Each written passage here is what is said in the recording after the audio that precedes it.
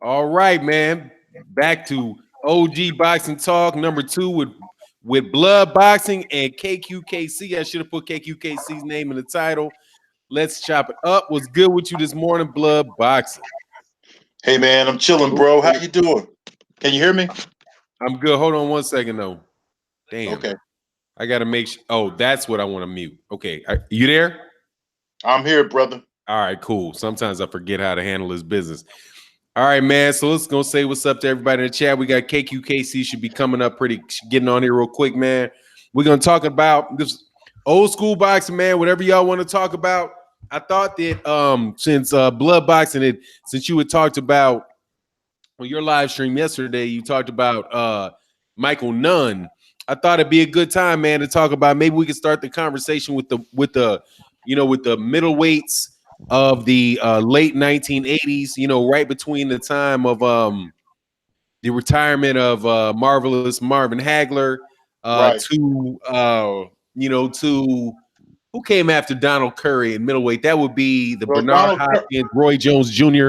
That'd be like Michael Nunn lost to James Toney, lost his belt to James Toney. Then James Toney moved up. And then I think that the next real middleweight, the next dominating was Roy Jones Jr. and Bernard Hopkins time frame after that. So what's going on with you, KQKC?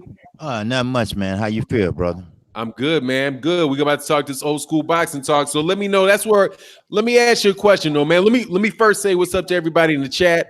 What's going on, Harold Jones, B&B Boxing, E. Woodson? What's going on, Roderick Thompson, man? Salute to you. Yusuf, salute. Shin Smoke. Sam Alvarado, what's going on? Syndicate J. Junior the Truth, what's good, man? Marcus the Villain. Yes, sir. Derek McKee, Nassim the Dream, AD Solo, Zion Love, DJS. What's going on? Pastor Blaine, yeah, man, it's been a minute, man. Good to see you again. Star City J, Suave House Boxing. What's going on, Miss Boxing? TZ Frank, St. Cruising, sir. What's going on with you this morning? Glad you're up and rolling. Jay West, formerly DOG77JL. What's going on, man? I like that name change. Jay West. Brothers UK, what's going on, brother? He said, peace, brother Fannon from the UK. Hey, man, peace to you. Hey, man, some of you, hey, man, dog, somebody just came to my channel, man, this morning. David Lawson, if you're listening right now, dog, you got to stop, okay? Deontay Wilder got pubbed up at the Final Four, and you cannot nitpick your way into the Final Four not being a fucking big deal. That shit. Second to none. Yes, sir. What's going on, Bo? One in the super chat. He said, easy like Sunday morning. Yes, sir. Yes, sir. Blood's here, man. We got blood on the channel, dog. Sorry. So, look, I think I said what's up to everybody. MP4 Vids, what's going on, man? We got to get you on the OG Bison Talk, MP4 Vids. We got to get you on here. So, all right. Carlos Monzon was in the 70s. Carlos Monzon came before Hagler. Michael Nunn was in the time. He was the IBF middleweight champion from 1988 to 1992. A 6'1", southpaw, slick, kind of slick fighter, man. But give me your thoughts on Michael. Where do you think Michael Nunn stands in the annals of great boxing champions? Blood. You talking to me about Michael Nunn? What? Talking to you about Michael Nunn. Listen, man. Okay, Michael Nunn came at a time. Okay, what happened in 1987 in the middleweight division is Marvin Hagler and Leonard fought. Okay, Marvin Hagler was undisputed. All right, so he pretty much had all the belts. When Leonard beat Marvin Hagler, he wasn't going to take middleweight seriously because he didn't want to fight none of the young guys. He didn't want to fight Frank Tate. He didn't want to fight Michael Nunn. He didn't want to fight Michael Olajide. There was a lot of middleweights. Iran Barkley was another one of them. Harold Graham. There was a middleweight from out of England. His name was Harold Graham. Some of you guys will remember him, man. And he was supposed to be the mandatory for Hagler when Leonard was moving to fight Hagler. So I think he took some step aside money. If I'm not mistaken, Harold Graham took step aside money. Leonard didn't want to fight Harold Graham. He didn't want to fight Mike McCallum because Mike McCallum had just moved up into the middleweight division too. And then you had Samba Kalambe. He was another one. So there was a lot of middleweights. There was a group of these young middleweights that nobody really knew who was going to emerge at the top. And it ended up that Frank Tate beat Michael Olajide. So it seemed like Frank Tate was going to be the future. They was building him up. He was an Olympic gold medalist. He had been on the 1984 famed Olympic team. We all know about all the medals that came from that team. Then Michael Nunn stepped in. Michael Nunn had lost to Frank Tate as an amateur 2 times. Okay, so a lot of people didn't expect Michael Nunn to beat Frank Tate. They knew it was a good fight for him. He had beat Michael Nunn twice as a middleweight. He was the Olympic guy. So when Michael Nunn beat Frank Tate like that, it changed the equation. And Michael Nunn became the face of the middleweight division. When you talk middleweight, you talk Michael Nunn. So he fought some of those guys. He fought he fought Samba Kalambe. He still didn't fight none of the older guys. He wanted a money fight against Sugar Ray Leonard, Thomas Hearns, and Marvin Hagler. Right after that Olajide fight, I think Sugar Ray Leonard was ringside, and he was saying that he was telling Marvin Hagler, hey, you go take care of Frank Tate, and I'll fight Michael Nunn or something like that. But they were just talking. They weren't serious. So he came right in between that time when them legends was there. Roberto Duran, let's not forget, he moved into the division. So he wanted the piece of the action on the legends. He just couldn't get that fight. So he ended up fighting a couple of guys who were who moved down from the welterweight division. Donald Curry was actually a welterweight. He moved up during Michael Nunn's reign to fight him at middleweight. Marlon Starlin moved up to fight Michael Nunn. Michael Nunn, it seemed like everything was going good for him until 1990. He ran into this young fighter named James Toney, who nobody expected to beat him. And James Toney came from now there was a whole new crop of middleweights. James Toney came from like another generation of middleweights. Okay, now you had Julian Jackson. He was another one. You had Gerald McClellan, Lamar Kid Fire Parks. There was a lot of good fighters in that time period, but Michael Nunn still stood out. He didn't get through that James Toney fight. He never got his rematch, but he was a standout fighter during his heyday, man. Yeah, man. You just said something that I thought that I didn't think that was right, man. But because I thought that Frank Tate had lost to Michael Nunn in the amateurs, and that's why Michael Nunn had moved up and fought Virgil Hill and lost to Virgil Hill, but didn't make it because he moved up as 100. I thought that they had moved him up because they thought Frank Tate was really going to be the star. So in the trials, in the Olympic trials, Michael Nunn didn't even try to fight at 156. He moved to 165. So, I mean, at least that's the way that I remember having read it, man. But I think they fought 3 times, man. I think that Nunn might have won one of them, but Frank Tate did beat him twice as an amateur.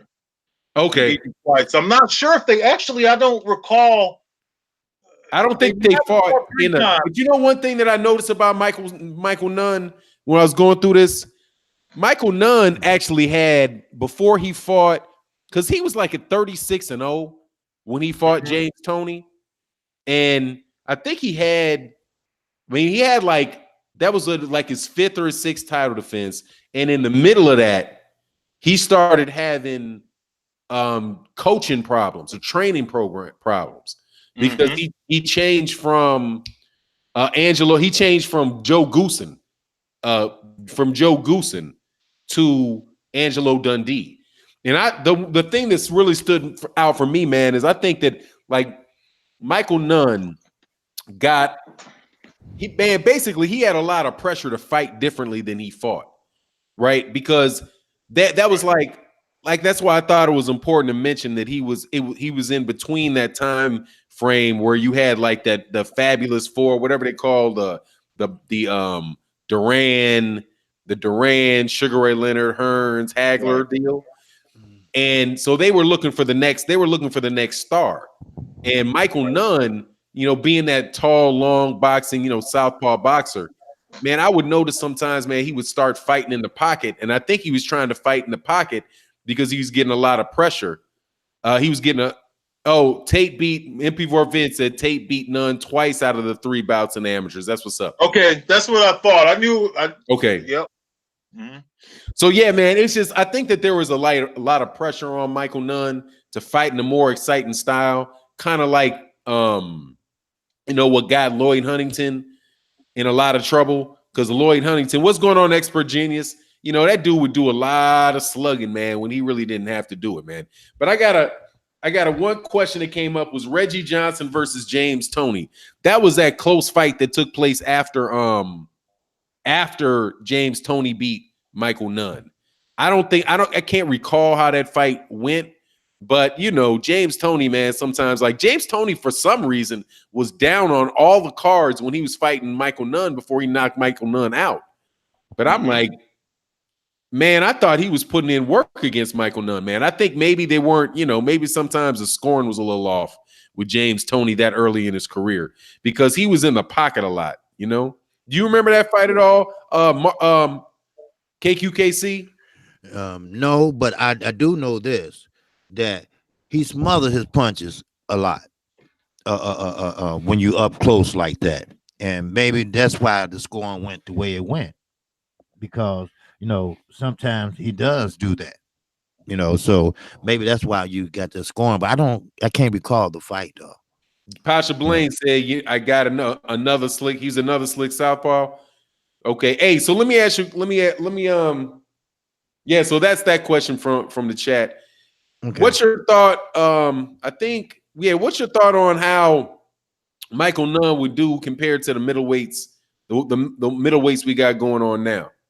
And I'm looking for, to the chat, I'm looking for questions, man. So we trying to respond to the questions. If you want to go somewhere other than the Michael Nunn in the 1980s middleweights conversations to somewhere else, we can go somewhere else. So just put your questions. Pasha Blaine said, the 4 horsemen. So man, what's your take on how Michael Nunn might do against like a Canelo or a Gennady Golovkin? I think, man, there's an interesting parallel between Michael Nunn and Demetrius Andrade. Bingo. Are you asking me? Yeah, go ahead. I said blood, but I'm trying to switch between the two. But go ahead, man. Okay. You know what? You almost hit it on the spot, because Michael Nunn is not going to stay there and be a Triple G and get fight head to head, toe to toe. Michael Nunn, he gonna do things in there that gonna have Canelo looking around, looking for him. Michael Nunn is a real tough, thick heavyweight. Middleweight. And he will give Canelo some good work. Now, today, if Michael Nunn was fighting back then like he is today, he will give Canelo good work. And he will beat Canelo because he's an innovator. He makes moves that Canelo probably never seen before or not used to. And he's quicker on his feet than Canelo for a middleweight. So that's how I see it. So I think Michael Nunn, man, Michael Nunn was the guy at middleweight. There's no doubt about it. He was smooth with his punches. He was smooth with every move that he made. And I liked Michael Nunn. He wasn't flashy, but he was able to move just like Sugar Ray, but he was a heavy Sugar Ray Leonard. Matter of fact, he could have went in there and fought Duran if he wanted to, better than Sugar Ray Leonard did. He would have engaged more because he was a bigger guy. So that's how I look at it. Man, I think he would have. Man, I don't think Duran would definitely not want any parts of Michael Nunn. Man, I don't know so much if it's like with Michael Nunn whether it would have been the fact that he was bigger, is that he was so long on that jab. Man, that dude has such a nice. He had a very consistent jab. He didn't always sit down on his punches a lot, but but he has a nasty right uppercut. None would have been a problem for these guys. My man MP4 Viz said none would have been a problem for these guys today. Andrade is the closest comparison. The only way you get guys like Nunn is to catch them in an exchange. Yeah, man, and that's why I'm thinking he reminds me a lot of Demetrius Andrade. I know there's like I know there's some people ain't the biggest fans of Demetrius Andre because he acting, he ain't always right in the head as far as you ask me. But just the fact that he can bat, that he's an outboxer, and that southpaw stance, the fact that and he. As I was looking at Michael Nunn, I was like, man, because I originally, as I watched Michael Nunn earlier against lower level competition, he reminded me of Terrence Crawford. Things about him reminded me of Terrence Crawford. The fact that because he's a southpaw, but he switched a lot. And I think he actually probably switched stances more than Terrence Crawford switched stances. I mean, he did it he pretty much did it every round, but he had a lot of fun in there, man. A real talented fighter, man. What are your thoughts on that, Blood? Oh man, my thoughts are that in today's boxing scene, I would have Michael Nunn, the prime Michael Nunn from 89, 90, beating pretty much all of the middleweights right now.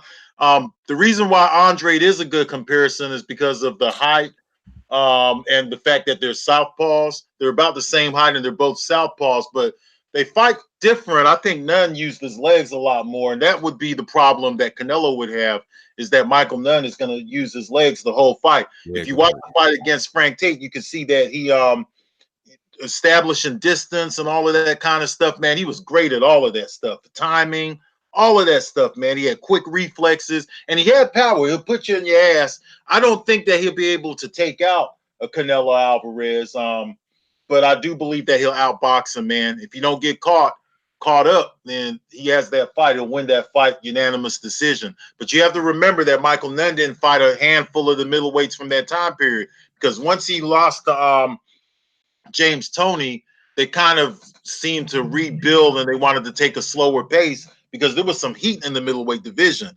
You had Julian Jackson, Reggie Johnson, the guy you mentioned, Reggie Johnson.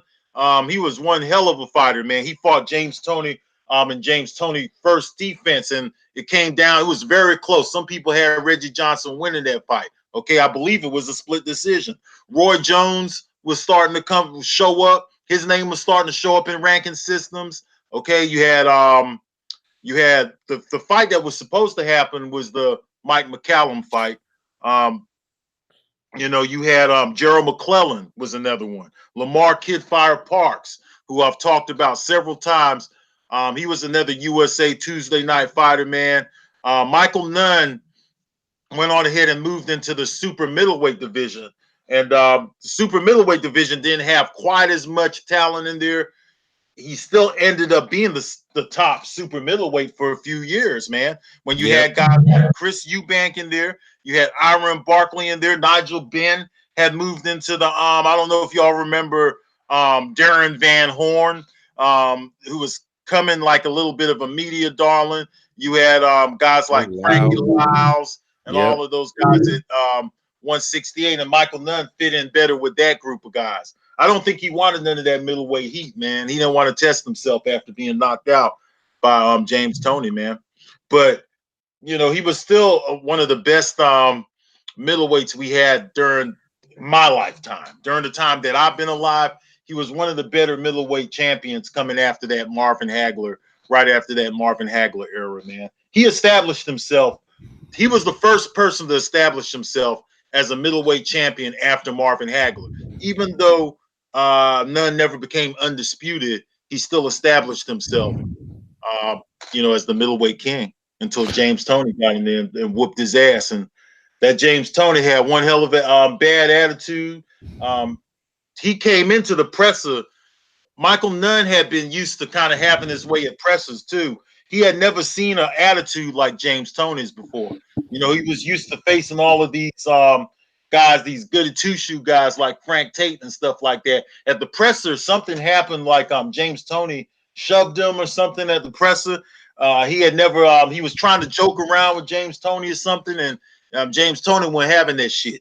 James Toney cut from a different cloth. James Toney wanted to whoop your ass. He was the middleweight who said, hey, where's Riddick Bowe at? Where's Lennox Lewis at? I want to fight all of these guys. That's the attitude, the nasty attitude James Toney had. He'll whoop your ass no matter what. He'll fight anybody. And I believe that he really thought that he could beat Mike Tyson and all of them. He would talk like that all the time, James Toney. It was just a new breed of fighters out there. and Michael Nunn was better off going and moving up into 168. But and I think he kind of grew into the division anyway. But Michael Nunn, man, one hell of a fighter. We all know that he was recently incarcerated. I mean, he was recently released from incarceration, so now he's at a halfway house. Okay, and I would like to see him get back into the sport. He could give to the sport through teaching boxing, working with young fighters. He could even open up a YouTube platform. I would love to see Michael Nunn talking some boxing, man. He was a technical boxer too. He has a lot to give to the sport. We just don't want to see him back in the streets, okay? We want to see Michael Nunn out there doing good things, man. You know, he's 55 years old now. He's not going to get any fight against Roy Jones at this point. So my thing is that I made some videos to him just to give him some encouragement, man. To hey, look, man, you're still Michael Nunn. You're still second to none. You're still branded. Okay, I got a lot of love for these fighters because I grew up. These guys was my superheroes when I grew up, man. I didn't read comics. I mean, I did read comics, but not like I read the Ring magazine. Okay, the Ring magazine was my comic. KO magazine was my comic book, and Michael Nunn was a big part of that. And I got nothing but love for him, man. So I hope he don't get in no more trouble. I thought it was fucked up that they gave him 16 years for what he did. You got people who done killed people before, who done did all kind of stuff, raped people, and they was not in prison as long as Michael Nunn was. It was fucked up how the system treated him. The judicial system failed Michael Nunn. And I'm hoping that Michael Nunn could make up for lost time. So that's why I really went out and tried to bring some attention to Michael Nunn. And I'll be willing to talk to him too. If you want to come talk to me, he could come talk to me too. Now, Blood. I just one question for now. Julian Jackson, right? Now, Yes, sir. Michael Nunn, he was trying to stay away from Julian Jackson because of the hard punching. Is that correct? Yeah. Well, they say that he did dodge Julian Jackson. The thing about it is I think that about the time where Julian Jackson, because see, Julian Jackson beat Harold Graham. Harold Graham was at one time a mandatory in a top rated middleweight. Julian Jackson beat him with it was one of the scariest looking knockouts you'll ever see, man. I'm sure you guys saw that fight where he hit Harold Graham with that one piece. So a lot of people was afraid of Julian Jackson. But see, the thing about it is Julian Jackson had Gerald McClellan problems at that time. Because at some point he ran into Gerald McClellan, and McClellan stopped Julian Jackson. He beat him 2 times. So there was a lot of things going on. They couldn't get an undisputed middleweight. So they had a few different things going on. Michael Nunn moved up. Gerald McClellan moved up too to fight Nigel Benn. At that time, Michael Nunn was already at 168 when Gerald McClellan moved up into the division, but Nigel Benn stopped him. There was a lot of talk for several years of Michael Nunn fighting Nigel Benn. Okay, that talk had been discussed since the middleweight division. All right. So there was just a lot of good middleweights, and we couldn't get. And see, back then, here's the difference. Back then, we didn't pay too much attention to the politics because the politics wasn't being discussed online, and you know, why these fights wasn't falling through. We wasn't getting that information like we get it now. So the fan demand wasn't as heard when we didn't have social media. You couldn't hear the demand of the fans. You could tell these fighters anything. Shit, you could tell them anything now. A promoter could come and tell a fighter now, and they still don't utilize social media and understand how things work. Like Eddie Hearn could come and tell Anthony Joshua and convince him that he's more popular than Deontay Wilder over here. You know what I'm saying? These guys had it worse. They didn't even have a social media tool. So there was a lot of shit going on. I'm finding it out now because I'm doing research and documentaries that there was problems back then too, making these fights happen. And a lot of it had to do with some of the fighters too. I hate to admit it, but you know, I'm stumbling up on a lot of information. When I always say things like fighters of yesterday were the Warriors and this and that. Well, I'm stumbling up on a lot of information that's some diva shit that I'm finding out about these fighters. But a lot of fights. Michael Nunn didn't fight a lot of the middleweights during that time period, man. I really wanted Kid Fire Parks to get in there. But, you know, he had HIV. So, you know, You just never. A lot of these fights never materialized, man. My Frank Tate moved out of the middleweight division too. A lot of guys would be moving up. They'll come through the middleweight division. They'll stay there for a little while, like Roy Jones did. But the middleweight division did not. It wasn't a solid division anymore because let's not forget the champion we had before Michael Nunn, Marvin Hagler, had been there for damn near a decade. Okay, he never moved up. He never moved into 168. He never fucked with 175. So we didn't have an established middleweight champion. It seemed like Michael Nunn was the guy who was going to do it because he had some defenses. He had a lot of shit going. But eventually became one of those divisions that people just kind of moved through because Roy Jones and James Toney moved through the shit fast. So did Gerald McClellan. You know, Julian Jackson became an established name there too. Let's not forget the body, not Julian Jackson, Mike McCallum. I'm sorry. Mike McCallum, the body snatcher, became an established name there too, but a lot of people didn't want to fight him. All right. When you look back on great fighters, even some of these great fighters, I was able to find great fighters all the way from the 1920s, which I talked about in Sugar Ray Robinson Milestones, who was doing diva shit. So that shit's been around forever. The diva stuff has been around forever.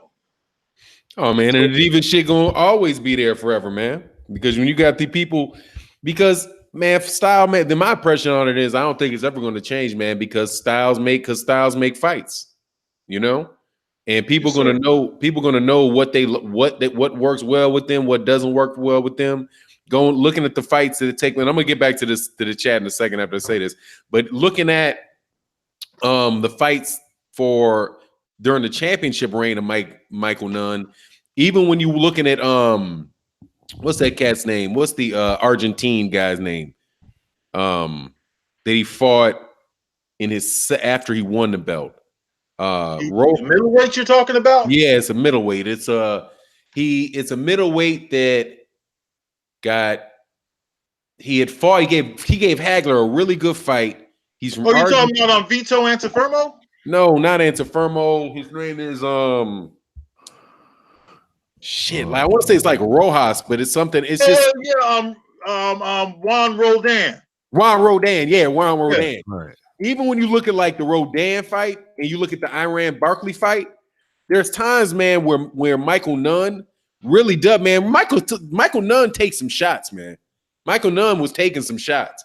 Now when he wanted to slip shots, he slipped shots. But just looking, you know, in hindsight, it's 2020. But you know, you look at those fights that preceded James Toney, and you could see it in the James Toney fight how he was wearing that dude down.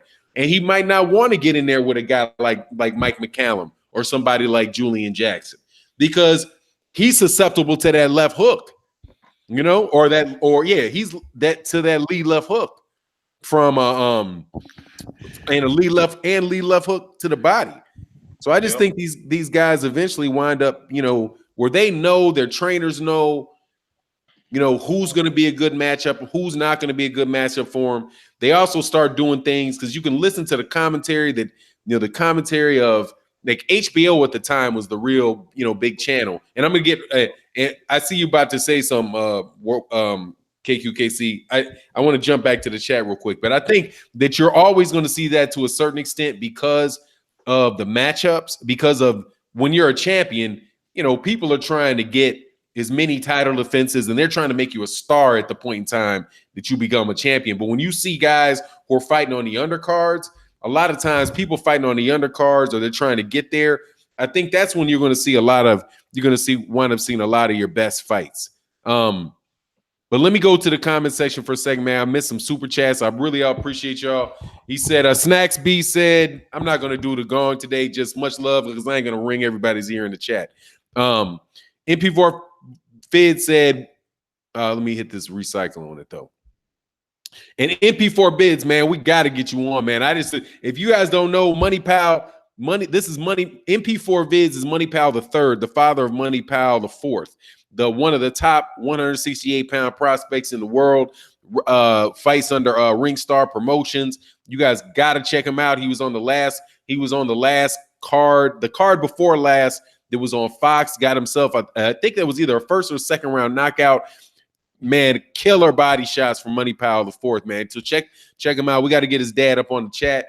He says none would be a problem for these guys today. Okay, I got that. Andre is the closest comparison. The only way you get to guys like none is to catch them in the exchange. Snacks B, GM. Good morning to Fannon, KQKC in the chat. Okay, cool. I got everybody on that. And now let me go to. And Bo said like. Oh, is that? I think I got Bo 1 too. Cool. All right, so we catch. Mr. Boxing today said, y'all, can y'all talk Nunn versus Marlon Starling? Yeah, man, that was another man. He pistol whipped Marlon Starling, man. Marlon Starling's too flat-footed for Michael Nunn, man. He was too flat-footed for Marlon's, and then he's another guy that was moving. I think that the size difference, the length difference. I like Marlon Starling. Marlon Starling later on in his career give he gave Deontay Wilder's trainer. What's Deontay Wilder's trainer name? Mark Breland. Yeah, he gave Mark. He made Marlon Breland. I remember that shit. I think that's the first time I noticed that Breland's chin might be a little funny. But I mean, I just think that it was a good fight. And I think that the scorecards were closer than I would have had it, because I thought that Nunn won that fight. But I favor the boxer. But Marlon Starling was putting a lot of pressure on him, stepping to him. That's like the first time that one of the first fights that I said was a preamble to the James Toney fight. What's your take on that, Blood? Just Marlon Starling in general, or Marlon Starling versus Michael Nunn fight. Okay, it was a close fight, man. Marlon Starling had his moments, and to be real, I only revisited that fight one time during the YouTube era. I saw it when it happened, and I revisited it probably around 09. It's been a long time since I've seen it, but the last time that I watched that fight, I thought that Marlon Starling had his moments in that fight for sure, man. In fact, Michael Nunn started to receive some criticism for fighting smaller guys and stuff when you had all these. Imagine if we had YouTube back then, okay? Michael Nunn has started to fight some former welterweights and things like that, all right? If we had YouTube back then, we would have been demanding that he fights Julian Jackson and all of these guys. We would have placed the demand on him before that. He ended up running into James Toney, but it was a good fight, man. Mr. Boxing today too. From what I can recall, it was a very good fight. Marlon Starling was a really good fighter, man. He had won the welterweight championship in '87. The fight that I remember the most was when he beat Mark Breland. But the thing about Marlon Starling is he was a true welterweight, because right after he fought Michael Nunn, he went right back to welterweight and fought Maurice Blocker, because he didn't fit in the middleweight division. He was too small for middleweight, okay? He was a smaller welterweight. But he would handle guys like Lloyd Hunnigan. He was one of the guys who was real good at handling Mark Breland. I think they had another fight, okay? And they had to draw him and Mark Breland. And by the late 80s, Marlon Starling was moving on past his years too. So when he fought Michael Nunn, he was also moving on. I think he was a little bit kind of post-prime when he fought Michael Nunn. That just shows you how good of a fighter that Marlon Starling was. Nobody ever stopped Marlon Starling, okay? How many times have you seen Marlon Starling even really that hurt, this guy was just a born fighter, straight up. But he just came up short in the Michael Nunn fight. I gave the fight to Michael Nunn. It was a close fight. But from what I recall, I'm going to revisit it, Mr. Boxing today. That's a good fight that I need to probably revisit. So, yeah, man, great mention on that fight, man. Oh, yeah. Hey, go. The one thing, man, let me I'll throw this to KQKC, then I'll back to Blood on this, man. Okay. As far as because I want to make sure, man, you're just going to cut from, because I want to get back more to the chat than the conversations that occur between UI and Blood. Because I think for this channel, I really do like to, as much as possible, keep people in the conversation in the stream, because there's a lot of really good conversations that are going on actually in the live in the comment section. And one thing I noticed that Blood does constantly, man, Blood is not only talking, man, he's in that comment section. I like that, man. I think it makes a really good conversation, especially in early Sunday morning. All right, so Same day weigh-ins in the 1980s. We had two things that changed, two of the major things that changed in boxing as far as the rules went. And I think this has a lot to do with the bringing on HBO. Is the change from 15 rounds to 12 rounds for championship fights and same day weigh-ins. One of the reasons I think I forwarded this. I might have forwarded it to Black Fight Fan TV. I'll forward to people. I probably have the link that I can put in the description. Matter of fact, I did. Hold on one second. I'm gonna put this link in the description so you guys can read this. It's an article from 1983. Very, very good. Very good article. It's written by this guy about boxing's weight gain, and it explains the history of what this author, and I think this guy is right about. I'm gonna put this in the chat. Here you go. You guys check that out, man. Just for your own boxing education, go check that link out when you got time. It talks about the reason why the weights were changed, why people started going off same day weigh-ins, and basically what they're saying is that during the Michael Spinks, Dwight Muhammad Qawi, is that how you say it? That's who it is. Yes, sir. Dwight Muhammad Qawi. Break it down, man. Break it down if you know the answer to that, Blood. Oh yeah, I know exactly what happened. Are you asking me to tell you why they No, go ahead. I put the article out there, but you tell stories well, man. I want to keep it engaged. So go ahead and talk about. Well, first, let me tell you a story. Then I'm gonna ask what you think that effect has in boxing. I got a couple super chats I'm gonna get to, but while I'm pulling this up, this is a story. Dwight Muhammad Qawi missed weight, and they were going to cut both guys. They were going to change it from a 15 round to a 10, a 12 to a 10 round fight, or for a 15 to a 10 round fight, and they were going to cut the pay of both the fighters, both Michael Spinks and Dwight Muhammad Qawi. And so but the next day, Eddie Futch told and Dwight Muhammad Qawi refused to lose the weight. The trainer for Michael Spinks, who was the great Eddie Futch, told him, no, we're not going to take the fight, and they pulled out of the fight. So HBO got stuck, for the money that they spent on the fight. Whoever the venue got stuck for the money on the fight, and after that, they I think was it a couple years later, 3 months later, some shit like that. They changed, all the major sanctioning bodies changed to the day before weigh-ins. So that way, if somebody missed it would give them more grace period to rehydrate for the fight.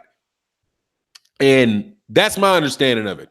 Is that your understanding of it, Blood? Did I miss something? Exactly. Yes, that's exactly what happened. And I actually did talk to Eddie Mustafa Muhammad years ago in 2008 when I was with a podcast, and I asked him about it. So I did talk directly to him about it one time. But what happened is that they try to make it appear. See, what happens is people get two different events mixed up.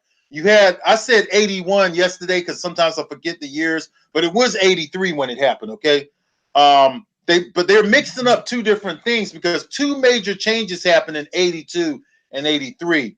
In 82 is when they got rid of the 15 rounders. Okay. I think it was 82 when they got rid of the 15 rounders due to that Ray Boom Boom Mancini fight with the Oriental guy. Kim. He killed the Oriental guy. It's Dooku Kim, right? That's it, Dooku Kim. Right, Dooku Kim, yeah. And because of that, the fights got taken down to 12 rounds. And then right after that, in 83, another major change came because what happened was Eddie Mustafa Muhammad, really, he couldn't make weight. So he wanted the fight to still go on ahead anyway. And Michael Spinks was like, fuck that, I'm not fighting you when you're heavier, even for non-title bout. I'm not going to fight you no matter what. So that fight didn't go through, and HBO lost some money. Some people think it's because the reason they changed it is for fighter safety. It had everything to do with, just the events. When they put this the money out into these events like HBO and stuff, they want to make sure these fights happen. So the main thing was just to make sure that the fights go through. So it wasn't nothing to do with fighter safety. They changed the rounds to 12 to from 15 to 12, that was for fighter safety, okay? Right. And what people what have to realize is every time you make a comparison, when you compare fighters of today to fighters from yesterday, and I think one of the guys in your super chat might have mentioned that, was it MP4 Vids? He says in the super chat. Thanks a lot to MP4 Vids in the super chat. If they had the same day weigh-ins today, when most of these fighters would be 1 or 2 weight divisions higher, throw in the 15 rounds and it would change the dynamics even more. So MP4 Vids, the guy who left you the $10, has the right idea. This guy knows what he's talking about, okay? If you take all these fighters you take today, say Canelo Alvarez is the poster boy for me. If you take Canelo Alvarez and you move him before 1983, it changes the dynamics, okay? Now he has to fight Matthew Sad Muhammad and the guys who made same day weight. Because after 1983, now they have the room, the rope to do this rehydration shit. And see, that's one of the problems like that I have with boxing media. They never ask these kind of questions. You have guys at the Mayweather gym all day in front of Eddie Mustafa Muhammad and all these guys.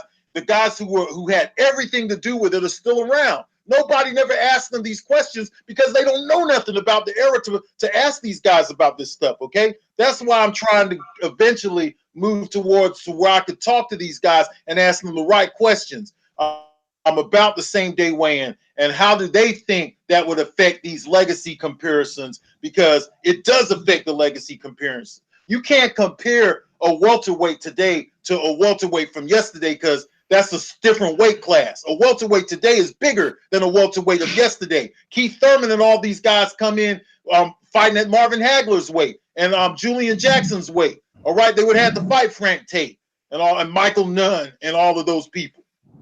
So hey, let me do something real quick, Blood.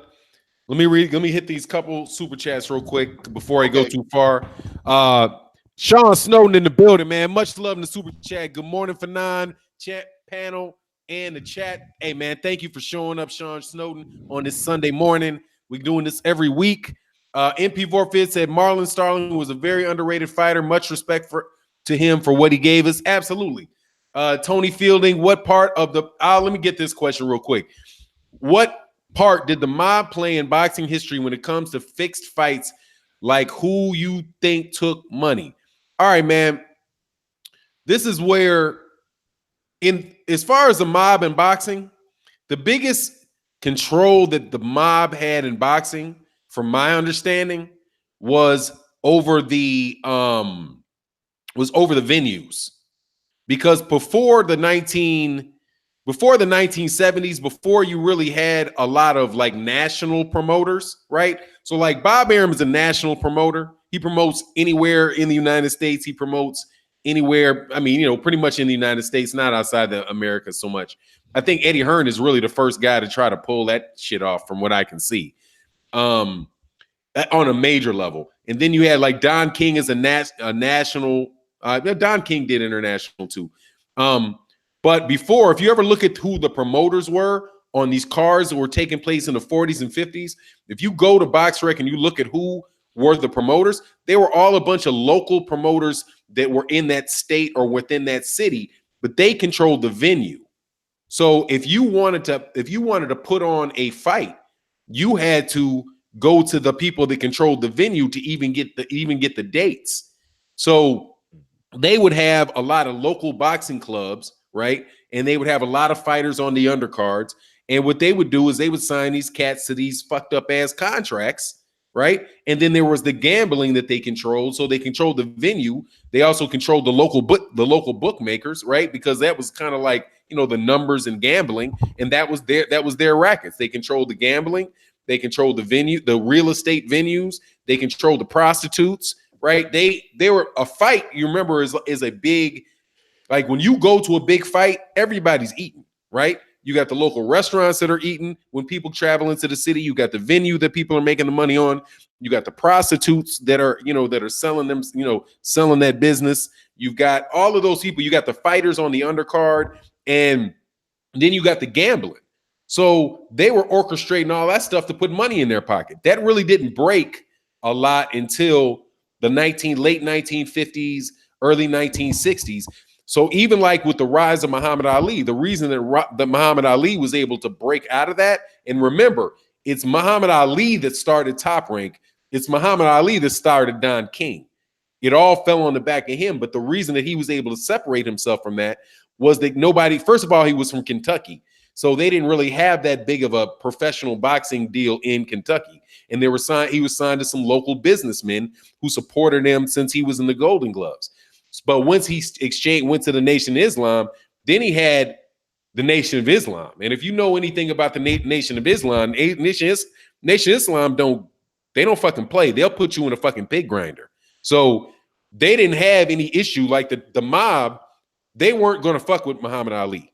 And that's how I think, from the way I reviewed it, that really is what broke away, allowed Muhammad Ali and then fighters like that to start dealing with Don Kings, dealing with Bob Arum. But those guys, even themselves, still have that element about themselves now. That shit is still there. But with the nationalization of Vegas and gambling, I think that portion of it is probably what weakened it the most. What's your thoughts on that, KQKC? You're exactly right. First of all, especially with the Nation of Islam, we all know who Muhammad Ali manager was. Herbert Muhammad, right? Elijah Muhammad's son. And yes, it was a lot of crooked things going. A lot of behind the scene things was going on. And you're right. Back then, that's what's took place. The venue. That was the money. The gate. That was the money. So exactly, that's what was happening. And today it's still happening. But the promoters are the head of everything. And promoters are controlled by organized crime back then. Organized crime always got their taste, no matter where the fight is at. Because, we had different venues. They're in different locations throughout the city or whatever city you're in. And every city you're in is an outfit that controls that. Controls the gambling, like you said, controls the prostitution, controls the drugs, everything. So whoever is in charge, the captain or whoever, the maid man or whatever, they get their taste or there's a problem. But you're correct. Elijah Muhammad didn't play that. Hey, let me say, hey, I'm sorry. Go ahead. I'm sorry. My apologies. Go ahead, KQKC. Okay. But the Nation of Islam, they didn't play that. You're right. They protected Muhammad Ali.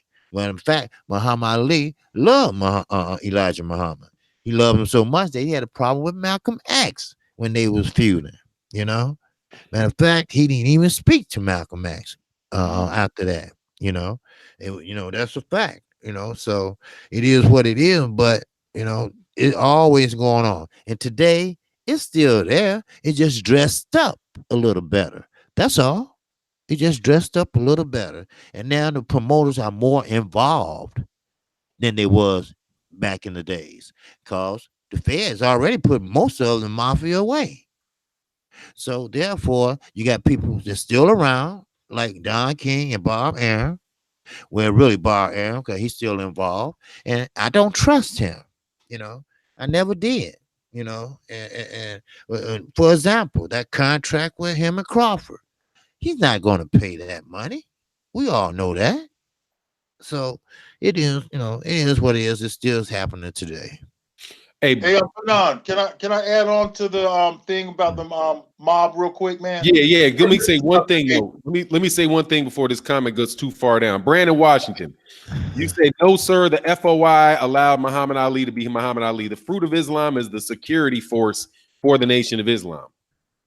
When I'm saying the Nation of Islam, I'm not going to say, mosque number 32, mosque number 17. I'm not going to talk about the inner workings of an organization I'm not a member of. The Fruit of Islam are the people that stand in front with the hats on, with FOI on the front. I understand that. But they are a portion of the Nation of Islam. Go ahead, Blood. Okay, the thing about the mob and boxing, I talked about this on video. For whatever reason, that only ever got 400 hits or something. But what happened with the mob and boxing? there was this guy called Frankie Carbo. Okay, he was a gangster from back in the day. All right, in the 1940s and 50s. In the 1950s, he became a boxing promoter. He had a partner named Blinky Palermo. Okay, and these guys was doing all kind of fucked up shit. They had fighters like Johnny Saxton, which I talked about. Nobody watched the video, but I talked about Johnny Saxton. You know that he was fucked up with Sonny Liston too. Okay, in 1961, the same year, I believe that the NBA went to the WBA. Frankie Carbo and Blinky Palermo was doing all their corrupt bullshit that they always do, and they got fucked up. Frankie Carbo ended up having to go to prison for 25 years. He was sentenced. By the time Carbo got out in 76, 75, was it 70? He got out in the 70s. I think he passed in 76, but he got out some years later. Boxing had changed, okay? So a big part of it has to do with when Frankie Carbo, they were having all kind of legal problems. They had other issues too, and then he ended up going to prison anyways for that shit that he had going on with the NBA, with the WBA and the NBA. You guys look it up. I did a video on it. If you look through my Sugar Ray Robinson milestones, I think I may have talked about it on maybe the first or the second one. Yeah, man, definitely check out Blood's channel. Go through his old videos, man. He does have a ton of information out there. Reetha Walker said Ike Williams, Jake LaMotta, and others took dives because of IBC, Carbo, and Palermo. See what's going on. What's going on, Coach Sheldon Harris? Crawford eventually will do some coonish shit. He couldn't let Town Biz get 60 seconds. Okay, you on a different conversation, man. But we'll transition into the Terrence Crawford, man, because I got an observation that moving from Michael Nunn. Well, actually, man, what do we already moved, and we moved on to like the mafia side of the stuff. And honestly, man, it's just people know me. I ain't gonna say it too bad out of here, but come on, man. It's a different organized crime now because the shit that they doing to these kids is still criminal. Anyway, so let me change to Terrence Crawford. And Terrence Crawford, I think, is let's talk about this new fight with God, man, I forgot. Let me get my heads together. This is what I want to I'm looking at Michael Nunn, right? And I looked at James Toney. And I see the Michael Nunn. I think James Toney had like 25 fights when he fought Michael Nunn. And Michael Nunn had 36 fights when he fought James Toney. I'm looking at Terrence Crawford, man, because all these fighters have a life cycle. And when you're in what does Terrence Crawford got? Does Terrence Crawford got 33 fights, something like that? I think he's somewhere around 33 fights, something like that. 33, maybe 34 fights, man. Once you start getting up into that 35, 36, 37 range, and you're on your third weight class moving up, now you sitting there fighting with the guys that are bigger than you and might be young. Where do you think Terrence Crawford is in the arc of his career? KQK. I think I said you first, KQ. Okay. You Blood. Okay. Well, I think he's now. You might not like what I say. A lot of people in the chat. Okay, but I'm not going to lie about this. I think Terrence Crawford is too small for a welterweight. I mean, sure, he has this, he has that, he has this, he can do this, he can switch, he can do that. But what happens when he run into a natural welterweight? Let's say Keith Thurman. He always been a welterweight since he's been in the pro, as a pro. So what if he run into a guy like that? All you have to do is lateral movement. Yes, I understand that. But what if you get caught? Would you go out? Would you go down? Or could you take it? See, you only could grow so fast and so thick. Sometimes I think he's better at 140 and stay there and just defend those belts. But then I look at him at 147. Then I look at everybody at 147. Just about everybody is bigger than Terrence Crawford. If you look at it, everyone, even Sean Porter, those are natural welterweights. Sometimes I think he bit off more than he can chew. Now, he's fighting Amir Khan. Sure, Amir Khan is bigger than he is, but he might can outbeat Amir Khan with his athleticism. So that's a plus. But you can't do everyone like that in the welterweight division. So what's next? 154? No, hell no. He can't. No, he will never go up to 154. He will never make it. I don't care how great you are. Size do play a factor in boxing, and plus your fundamentals and skill. But still, I don't care how great you are. Sometimes you have to stay in your own lane. If you don't, you're gonna crash or you're gonna run into an accident. So that's how I look at it. What's your take on that Blood? As far as Terrence Crawford and where he's at, you mean in his career? Yeah, in the arc of his career. And we can talk about other people. Is he like prime ready to go? What do you see happening in the let me change the question a little bit. What do you see happening aside from the issue that you and I disagree with on? Okay.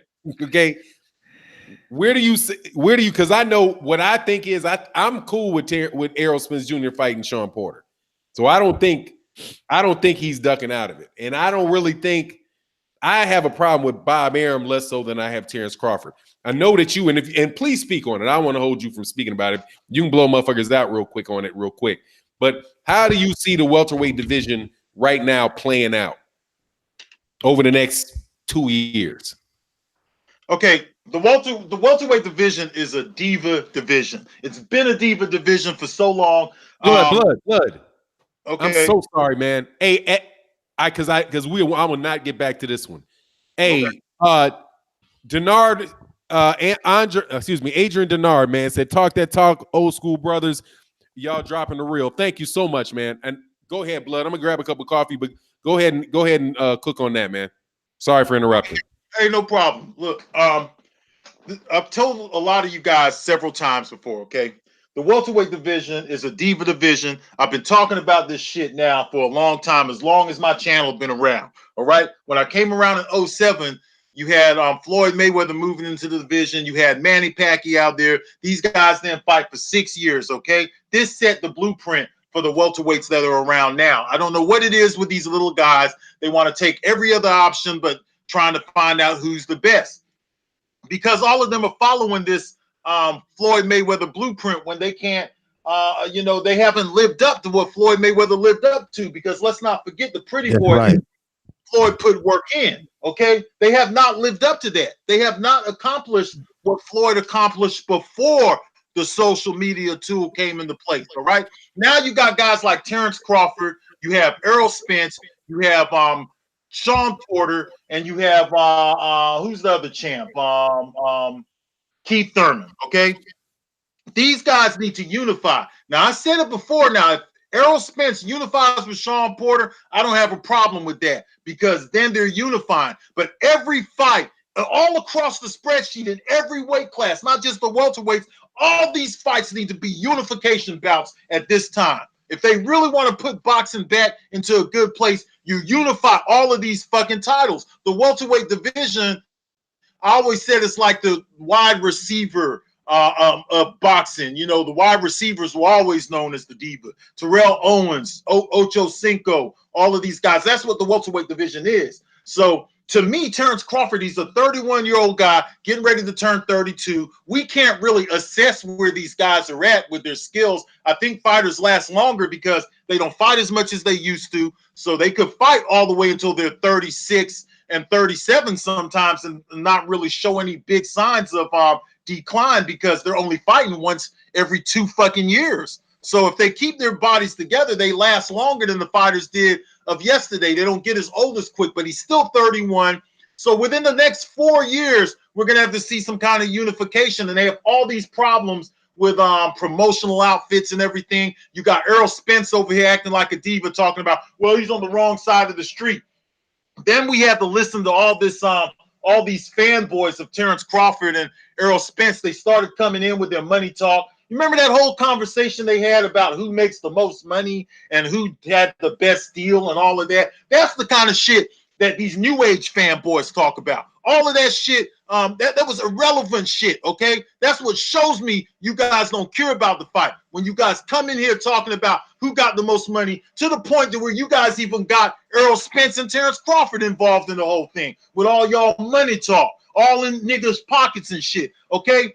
As long as Errol Spence and Terrence Crawford know that they have fanboys out there like that they could milk a fight, they're going to do it, all right? Because in my opinion, none of these guys have been real gung-ho about the fight. As far as I'm concerned, Terrence Crawford has been more forthcoming about this fight happening now than Errol Spence. Errol Spence realizes that he got a fanboy, that he got a collection of fanboys following him, so he knows he can milk the fans. You could always milk a fanboy. A fanboy could always be milked. Fanboys are the same niggas that always got pimped out by the hoes when they was growing up and shit. Them the same niggas, always on the next man dick. They couldn't get no pussy because they was on the next man dick every fucking day, worried about the next man getting some pussy. That, and I'm not like that. I want the pussy first. So I don't understand the fanboy nigga, all right? And Errol Spence and Terrence Crawford got a bunch of these niggas following behind them, all right? Instead of putting pressure on them to fight each other, they got all these fanboy niggas talking about money, side of the street. Errol Spence made that comment one time, side of the street. You know how many months I had to hear about he's on the wrong side of the street in videos and uploads after Errol Spence said that? That shit was like for 5 months. I had to hear other people talking about, well, Terrence Crawford's on the wrong side of the street. Man, get out of here with that shit. How long you been watching boxing? Okay. Hey, blood. Work with each other. Been doing it forever. All right. Blood. So, in my opinion, he's a bitch ass nigga. These niggas. Anyone who milks my pockets and my time in boxing and don't put the fight together that I want is a bitch nigga. All right. Hey, blood. Want the fight now. Blood. Mm-hmm. Oh, 1 second. Sorry about that. No. Do you? I ain't trying. Look, man. Hey, look, man. Matthew Valentine's one of my favorite subscribers, man. So much respect, much love to you, man. Also, but this other dude that said something about blood. Let me tell you, man. This is Blood show. This is my show. This is how we're going to do it. Blood gets to say this is not blood. Is R-rated when he feel like being R-rated. Okay, so it's going to happen, dog. That's why I got blood on the channel. It's just what it is. If we snap too much, all I got to do is when it's done, I will hit delete and this shit won't be here. It's all good. But right. If you've got sensitive ears, hey, man, cats passionate about the sport of boxing. They're going to say what they want to say. Hey, all right, can go I ahead, say Blood. something about that? Hold on, let Blood finish, and then I'll move go back ahead, to you. Blood. Go ahead. No, man, really. You guys know how I get down. I'm trying to keep it as PG as I can, okay? I'm not on here saying, I could go other places, but I'm keeping it because I want these episodes to stay up too. I want the episodes to stay up so people could come back and listen to some of the things we're talking about. We might not have all the answers for you, but hey, we could create a discussion to where more research could be done, okay? In fact, I learn a lot from the people in the comment section too, because sometimes they bring up points that I just didn't think about, and it makes me rethink what I was talking about, man. But Mr. Boxing Today, I've been like this for like over a decade. So if you guys see me on a platform and you got your kids with you and stuff, you probably best to listen to it later. I'm just going to be honest with you, but we're going to make sure we keep these shows up. So I'm gonna keep it down, okay? Let me do something, man. This shit's gonna stay up. Big money. Let me tell you something, man. Errol Spence Jr. is a grown ass man. Errol Spence Jr. is a grown man. He knows what Errol Spence Jr. don't need your protection. He don't. Okay. Errol Spence Jr. from what I see is is a straightforward dude. I think what some of the things that Errol Spence Jr. said got misinterpreted or shouldn't have been said, but he's a grown-ass man. He's the type of dude that, from everything that I see, man, I don't believe that he's going to try to duck Terrence Crawford, but don't take it personally. I'm as big an Errol Spence fan as there probably is, other than his mom and his daddy. I support him full-fledged, but don't try to put panties on the man. If you got real dedicated boxing fans that got an issue with something that you're doing or the way that you're moving, then he's a grown man and can stand to hear it. The Charlos can stand to hear it. You can't be hit the mute. Hit mute real quick, man. Blood. Mute my. Okay. Yeah. Look. LDBC, which is what I consider this conversation to be. We can't be hypocrites about it. You can't say that that you got people that are pushing this narrative in these former mainstream media, because they ain't even mainstream anymore. You can't get on these guys about being on some dumb shit because they're just being super one-sided about the way that they want. But then at the same time, when somebody has an opinion and criticizes them, but has a criticism for your fighter, just take it and move on. Like I'm a big fan of both Terrence Crawford and Errol Spence Jr. If it's just because I say, look, man, Terrence Crawford, this is my issue with Terrence Crawford. I think I don't believe that they want that fight. That's my personal opinion. I don't believe Terrence Crawford wants that fight. Because I think if Terrence Crawford wanted that fight, Terrence Crawford would have made sure he was in a position to get that fight. And Terrence Crawford is every bit as smart as I am and everybody else. If you re-sign with Bob Arum, that Bob Arum is going to have to deal with Al Heyman, and that Al Heyman got sued by Bob Arum. Everybody knows that. When Bomac talked about that fight, Bomac said, wow, hey, man, this sets us for the rest of our life. Terrence Crawford took guaranteed money. He took guaranteed money. He took the opposite route that Deontay Wilder took. Deontay Wilder took the route of, I don't want your multi-fight deal because that doesn't allow me the freedom to do what I want to do. Terrence Crawford said, give me your multi-fight deal. Now Terrence Crawford has got to do the fights that Top Rank and ESPN want. I can criticize. It's not even a criticism of Terrence Crawford, but I can point that out. When Errol Spence Jr. said, why wouldn't I take the easy way out? Why wouldn't I fight for a unification fight against Sean Porter, who's on the same side of the street as me? Why wouldn't I take a fight with Keith Thurman, who's on the same side of the street as me? I don't like the fact that he said same side of the street. I don't like what he said, but he did say it. So I can't be pissed at Blood for pointing it out. Because Blood be like, look, man, only reason, and I have to assume I'm one of the cats, the reason that he says it. He's like, look, man, I can't stand either one of them dudes. Because I don't like that this dude said that shit, and I don't like the fact that he said that. I can't get mad at Blood for saying, didn't he say that? Didn't he say same side of the street? Yes, he did, and I really wish he hadn't. Black Fight Fan TV, who's got Errol Spence, he's got Errol Spence Jr.'s phone number, is a friend of his. Black Fight Fan TV said he wished he didn't say it. Don't be so fucking sensitive about Texas that you just willing to snap on anybody that got any criticism from anybody from Texas. Because, dog, if you do that, you're going to be pissed at a lot of real boxing fans. Because the fact of the matter is, Terrence Crawford got a lot of fans, Errol Spence got a lot of fans, and they are the central point of the conversation amongst boxing. So everything that every Terrence Crawford, every cat from Omaha, what, you going to go to war with Nebraska because they say something bad from a dude from Texas? Let's not be petty about it. I like Terrence Crawford. I like Errol Spence. I'm, from my perspective, and Blood, Blood and KQKC, my perspective. Everything to a hammer looks like everything looks like a nail to a hammer. To me, being a lawyer, I'm like, why the fuck did you sign with him? As soon as he signed that shit, I knew the fight wasn't going to happen. Because I know what the incentives are for the people who he's got a partner with. But somebody wrote an article and said, hey, man, I got another good friend. This good friend is on the chat right now. I'm not going to say his name, but you know who you are. Dude sent me an agreement and made me read Al Heyman's advisory agreement. And I had to be like, damn, you can't. People that think that Al Heyman can't keep people from making fights, you're wrong. Al Heyman can hit the brakes on their ass. Stop.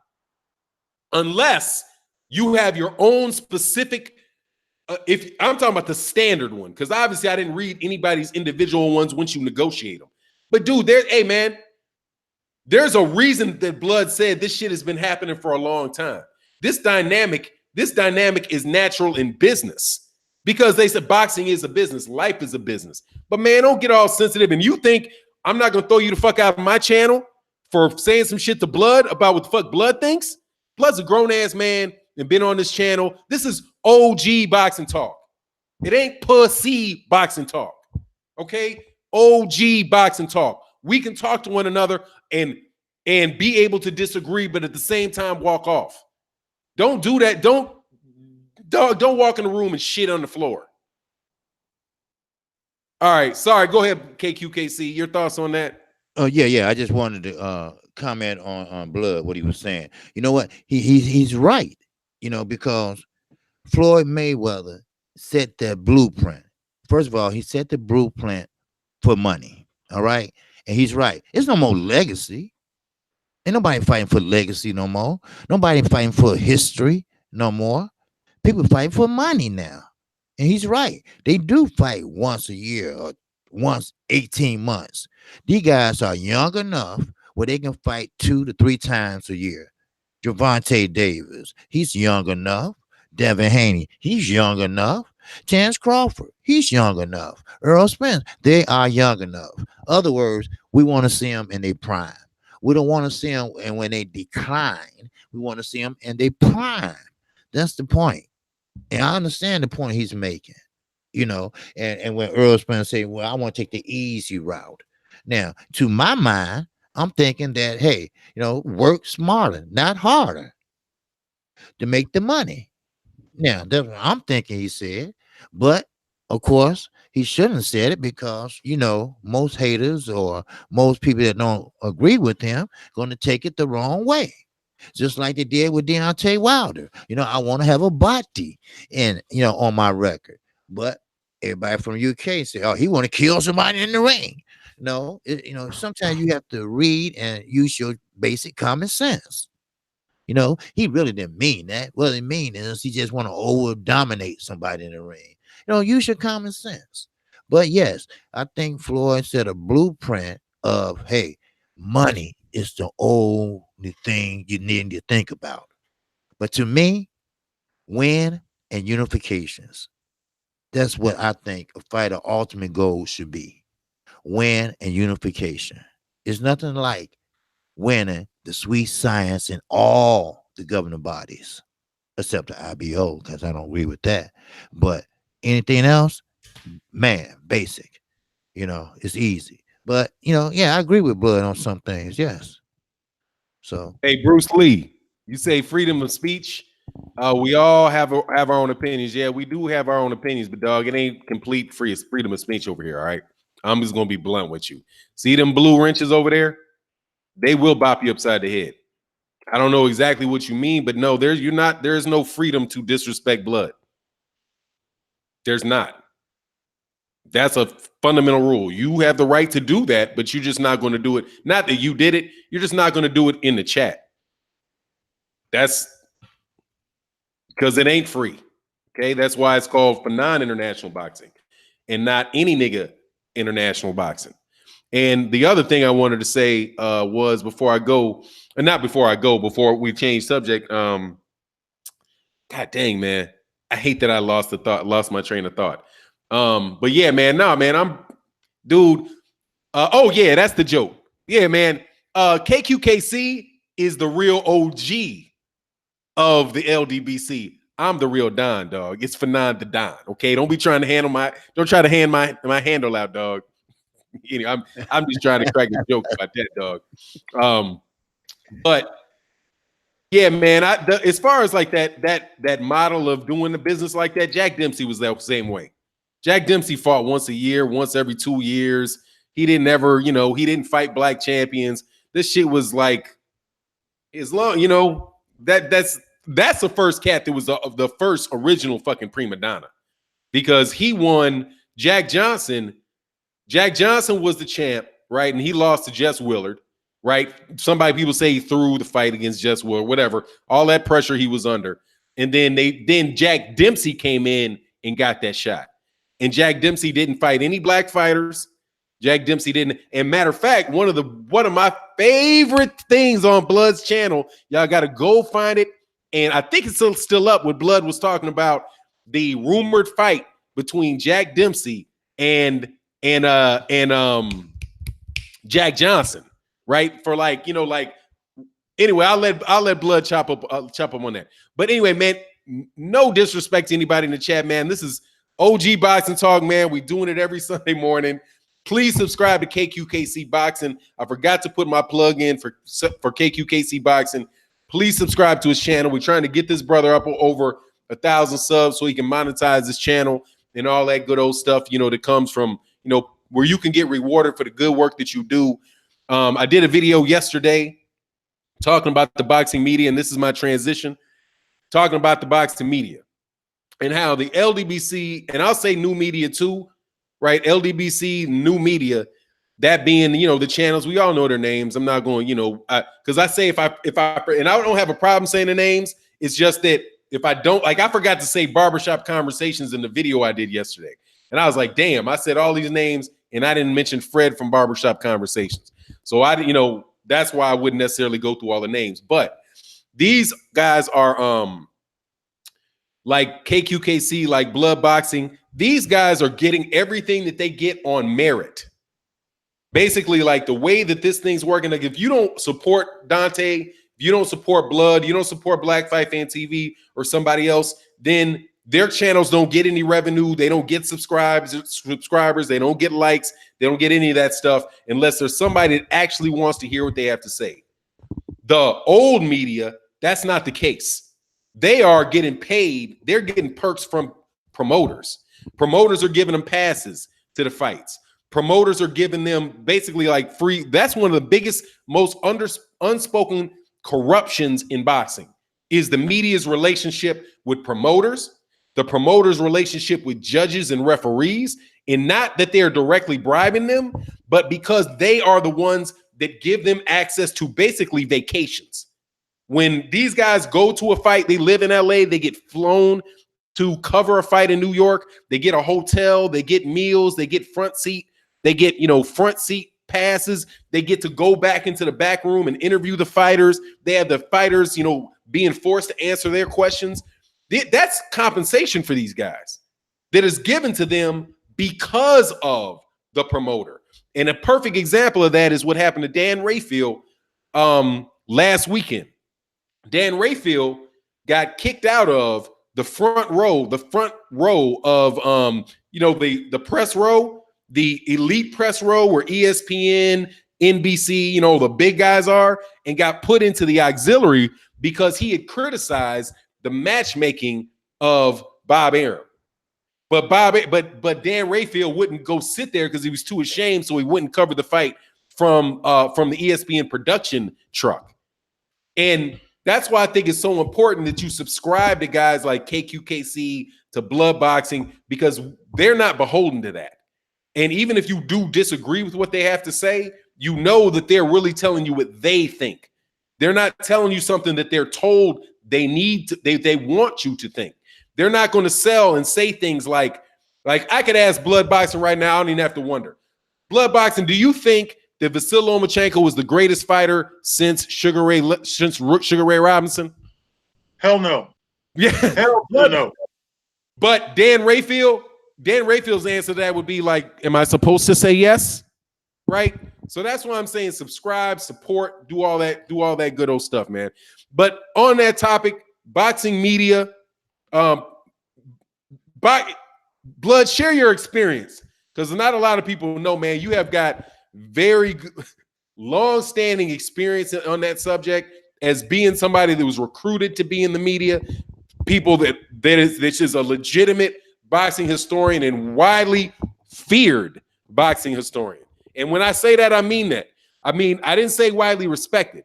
I mean widely feared. Because just how you heard Bloodboxing going off on like that, Bloodboxing, these guys in the media wouldn't even, they might run out of my house if Bloodboxing walked in there.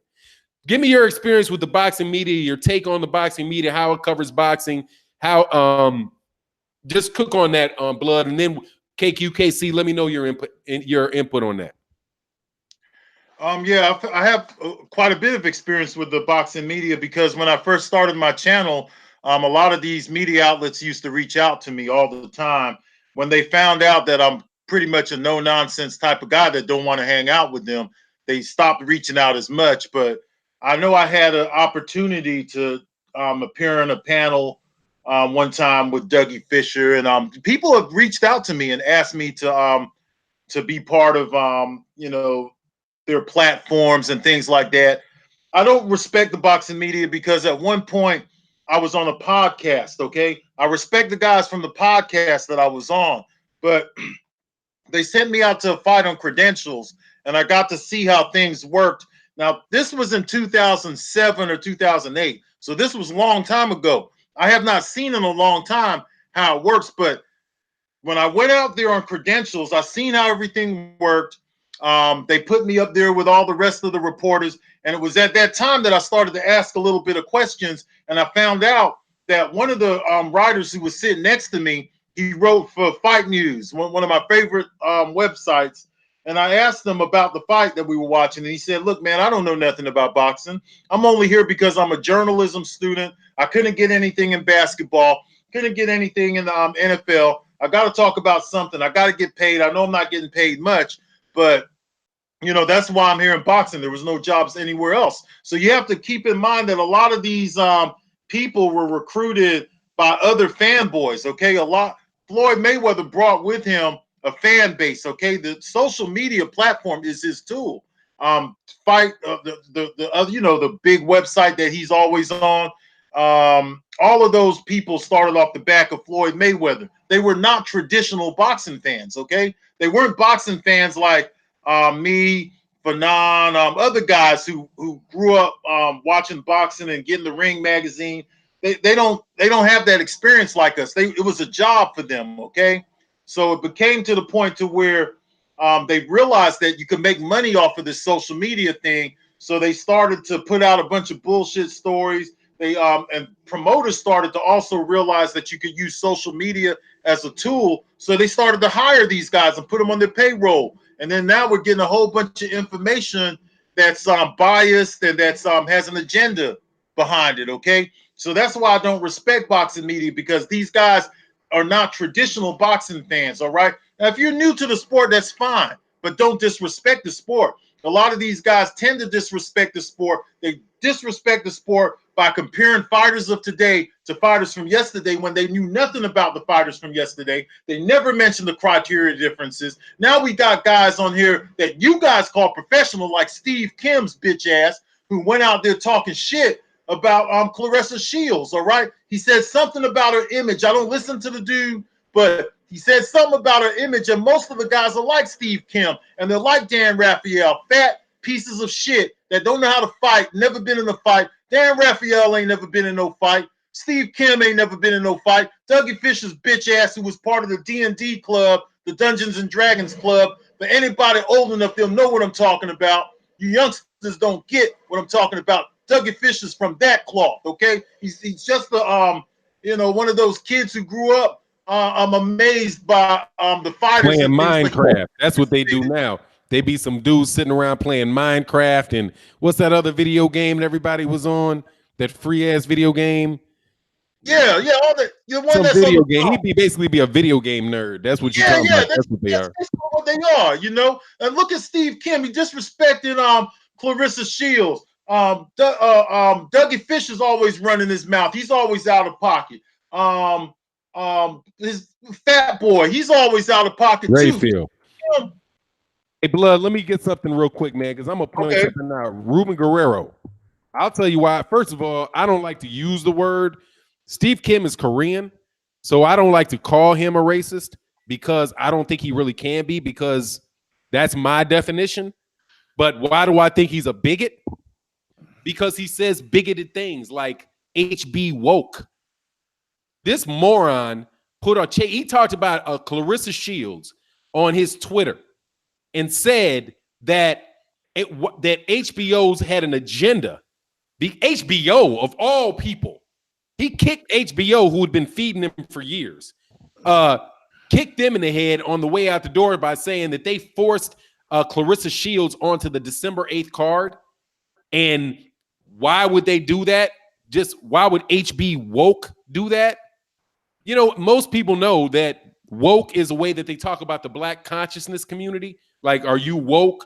right? Are you a black person that understands that, you know, social issues related to black people, the idea of racism in the world, somebody that is awakened to that? Why would you say HBO woke? Because they put on a 2-time Olympic gold medalist that holds 3 of the major championship belts on their channel. But at the same time, he supports Sor Roivasai. He put Chocolatito. He works, I think he's a contributor to Ring. Dougie Fisher, his butt buddy, Dougie Fisher, is the Ring magazine, is the editor-in-chief of Ring magazine, who, although he might not have a personal vote on their pound-for-pound list, has not had a black fighter of the year in like a decade. You can't find somebody to fuck out of here. I think he's a bigot because he acts like a bigot. He's the guy that was sitting there talking about how the PBC was falling apart, how anytime he said this about Al Heyman, that anytime a Al Heyman fighter loses, it's good for boxing. Al Heyman has 200 fighters. Why is it good for boxing that Floyd Mayweather Jr. loses? Why is it good for boxing that Deontay Wilder loses? Why is it good for that any of these guys loses? And why do you think that Al Heyman is bad for boxing? He's bad for boxing because he won't kiss Doug Fishy's ass, and he won't kiss Steve Kim's ass because he won't talk to them. They want to get special perks from Al, but Al won't talk to them. He's not going to give them interviews. He's not going to stroke their egos. None of that, because he don't give shit about them. And that's why they got an issue with him. That's why I think he got an issue with it, but he shows it over and over again. As much as I don't like Bob Arum, I would never say anything like every time a top-ranked fighter loses, it's good for boxing. Why is it good that Vasily Lomachenko loses? Why would it be good for boxing that Terrence Crawford loses all his fights? It's better that Terrence Crawford never wins a fight. Boxing would be better off if Teofimo Lopez never won a fight. What kind of sense does that make? And what kind of arrogant prick who used to have a voice that mattered would even say that stuff? He's drunk on power that he doesn't have anymore. And he's petty as shit. That's why I say that. Al Heyman is bad for their agenda. Terrible for their agenda. Dude, the fact that we can have a conversation about Bud Crawford and Errol Spence Jr. being one of the biggest fights in boxing would not be happening if marketing Terrence Crawford and Errol Spence Jr. was up to the likes of Steve Kim. That's why HBO fell apart, because they tried to sell people Gennady Golovkin for years. How many times did these guys repeat that Gennady Golovkin was defending his middleweight title 22 times? You know how many times Gennady Golovkin defended a major championship belt? 8 times successfully, maybe 9 times successfully. Somehow these guys would say that even though Felix Sturm was the WBA champion for years and the WBA regular title was Gennady Golovkin, they put this dude at the top of their pound-for-pound list. These dudes are going to give Sergey Kovalev, kept Sergey Kovalev on the pound-for-pound. They were going to give Sergey Kovalev number 1 pound-for-pound if he had beaten a guy moving up in weight to fight him in Andre Ward. That's those guys. They want to sell you a story because they, like Abel Sanchez, think black fighters don't sell. And they're in the business of selling. They're not in the business of supporting may the best man win.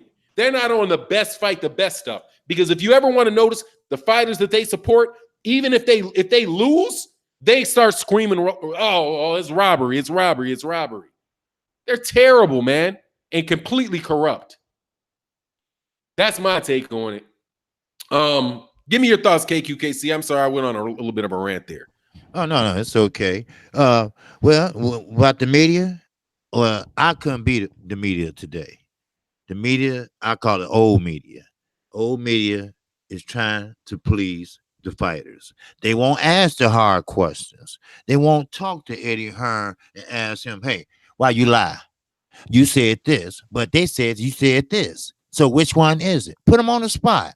Ask them the tough answers. See, the media's today, they're trying to get the tickets. They're trying to get the free sandwiches. They're trying to get the SS passes. And they can stop you from getting credentials. Yes, they can.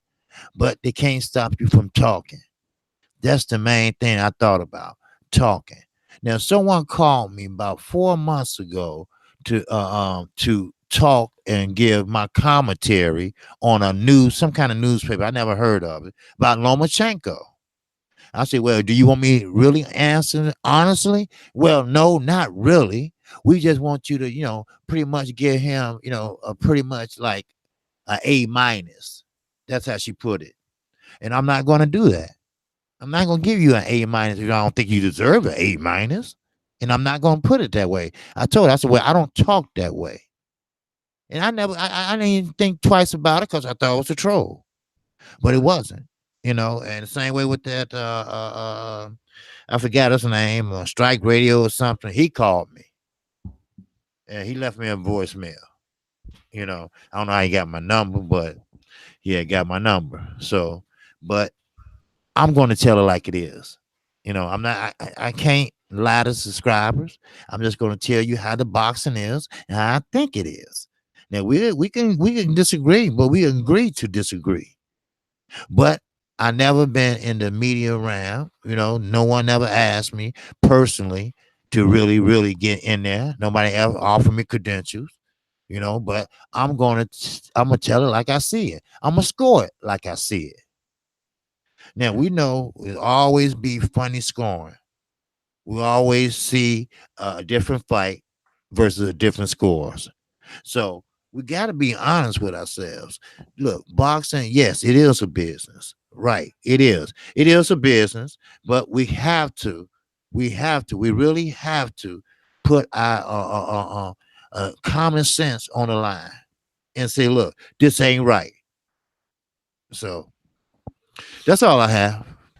Hey, Felix Nunez said, any hope for a commissioner in boxing anytime soon? No. Absolutely not. I don't see that happening. The way that the state commissions, you have state commissions, right? And so let me go on the media thing real quick, and I'm gonna answer your question specifically. KQ, Mr. Boxing today just said that somebody came by his page to watch a video. He might have asked Mr. Boxing Day a question to do before he went on and did his section. That happens on the regular basis. I've had people write articles that were exactly videos that I did. Exactly. Because I have a little notepad that I'll take like right here. I write a couple little notes. I don't always do it, but whenever I want to make sure I cover a point, I'd almost always do free-flowing videos. Like I just grab my little makeshift pop filter because I'm too cheap to buy a pop filter. So this is, if you want to know how to keep the peas out the mic, before going, you buy yourself or make yourself a little, makeshift pop filter because I'm cheap. And I just go. I'm like, what do I want to talk about? Oh, I want to talk about this contract that came up, and I'll just kind of go through it. I'll try to do the best I can. But I know the order in which I do it. I've had people that literally took my videos and made news articles out of my videos. And I was like, man, there ain't that much coincidence in the world that I'm reading your article, and it's exactly what I just talked about in specific order.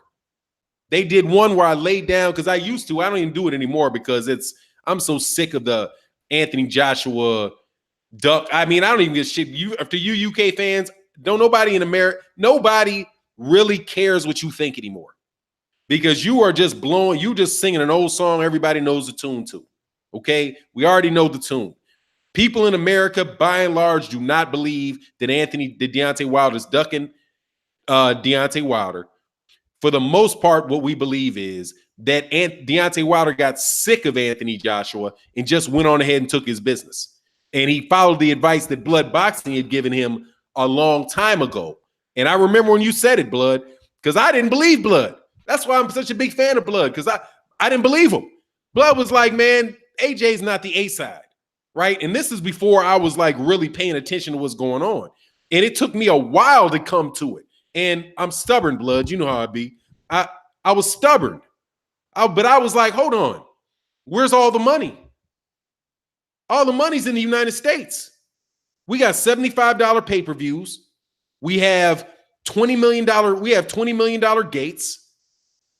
Anthony Joshua is coming to the United States. He's not going to stay over there in the UK because as much as they are saying he's making, dude, he's making half of what Evander Holyfield was making 25 years ago. Evander Holyfield was pulling in $30 million a fight back in 2001. It's going to come. He's going to come to the United States. So Blood was the first one saying, no, he's not the A-side. Nobody from that little ass pond that's selling out that little pond is the A-side. But y'all just kept on rolling with that shit, kept on rolling with it. But eventually I got with them on it and I made the videos that timelined it. But the videos I made where I timelined it, and Best Fight the Best is doing that a lot. Dude, Best Fight the Best basically got that whole statement of fact memorized. They just take the same thing you do and they just put it point by point by point. And I'm like, man, they take 78 Sports TV's interviews. Like, dude, they said it on 78 Sports TV. I'm listening to Trill Boxing Talk. I heard, or I think Deontay Wilder was on 78's page. I was like, I know I heard them say that on 78's page. Why are they quoting it on Boxing Scene and not giving this dude his credit? They're some of the laziest, shiftless ass phonies that there are. And that's why there's another article I might put into the link to it where there's this other guy who, remember the article I just sent you guys? Read that article. It's by this guy, Frank, Paul, Magno. And at the end of it, he says, share this video, email me, or just do like the rest of these bums do and just read it and pass it off like it's your own work.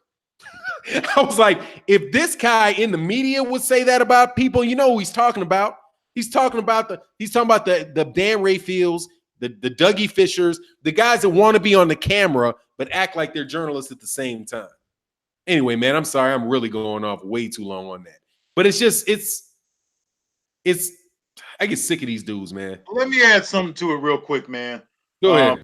One of the problems, man, is with a lot of these guys is they can't relate to the fighters either.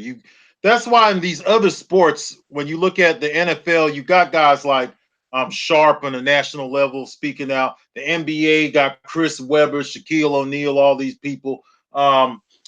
Boxing needs to have more fighters and more people who can relate to the fighters covering the sport.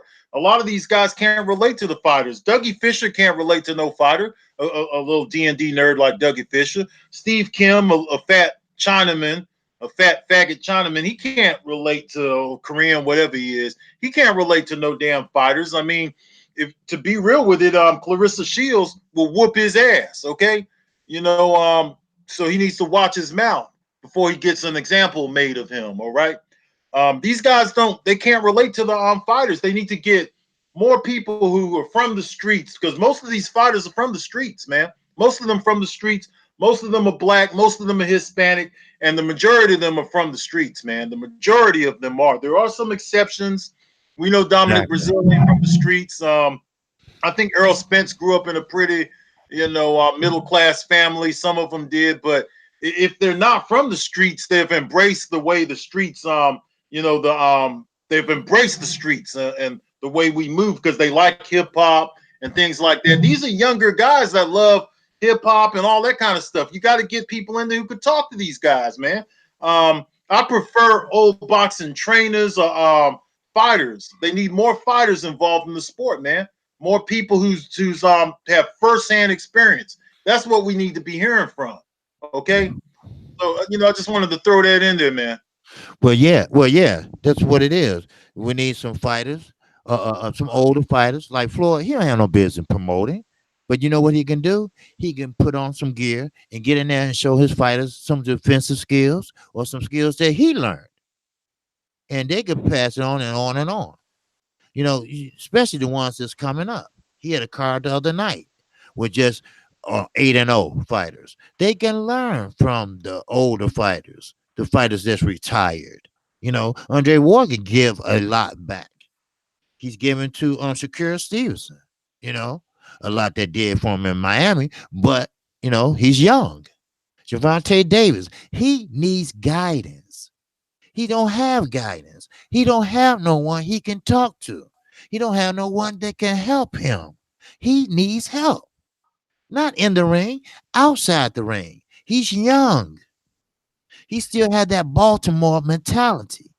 He need to get out of there because he is one you call a star in the neighborhood.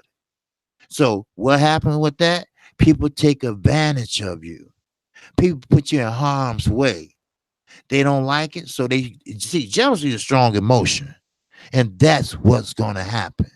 They're going to get so jealous that they're going to put him in a position where it's going to be a life or death situation. He needs to get out of there and move somewhere where he's comfortable, where he can train better, and where, you always can go visit. Floyd did it. Everybody normally try to move to Las Vegas for bear sparring. It don't have to be Las Vegas. It can be anywhere but the hood. Now, there's nothing wrong with the hood because a lot of people are comfortable there, but you don't know who's your friend and who's not. You don't know who you can trust and who you can't trust because they see you with Floyd. They see you with diamonds on. They see you spending $10,000 in the club. So that's what fighters need to do. They need a role model. If you want to be one or not, you're going to have someone you can talk to. Someone that can tell you how it feels to be a fighter, how it feels to take an L, how it feels that when you take that L to come back. Some people don't come back. Look at Adrian Brown. He won't let his hands go ever since the Madonna fight. Why? I don't know. Maybe it's mental. But you got to have someone you can talk to and respect. And that's what these fighters don't have. Well, Earl Spence might have one. Or, you can tell a disciplined, hard-working fighter. Work their craft. Terrence Crawford. He opened up a gym for the youth. Him and his trainer. You know how to give back. You got the money. You just got to know the know-how. You just need some training. And I'm going to tell you, this Gervonta Davis, I really like this kid, and this kid need help. He needs someone to talk to him because he has one of them young boy tempers, just like I see every day in Chicago on the South Side. They always ready to go off real fast. So before he end up in jail somewhere, by hurting somebody or killing somebody by one punch, then somebody need to talk to him. That's what we need. That's all I got. Oh, that's cool.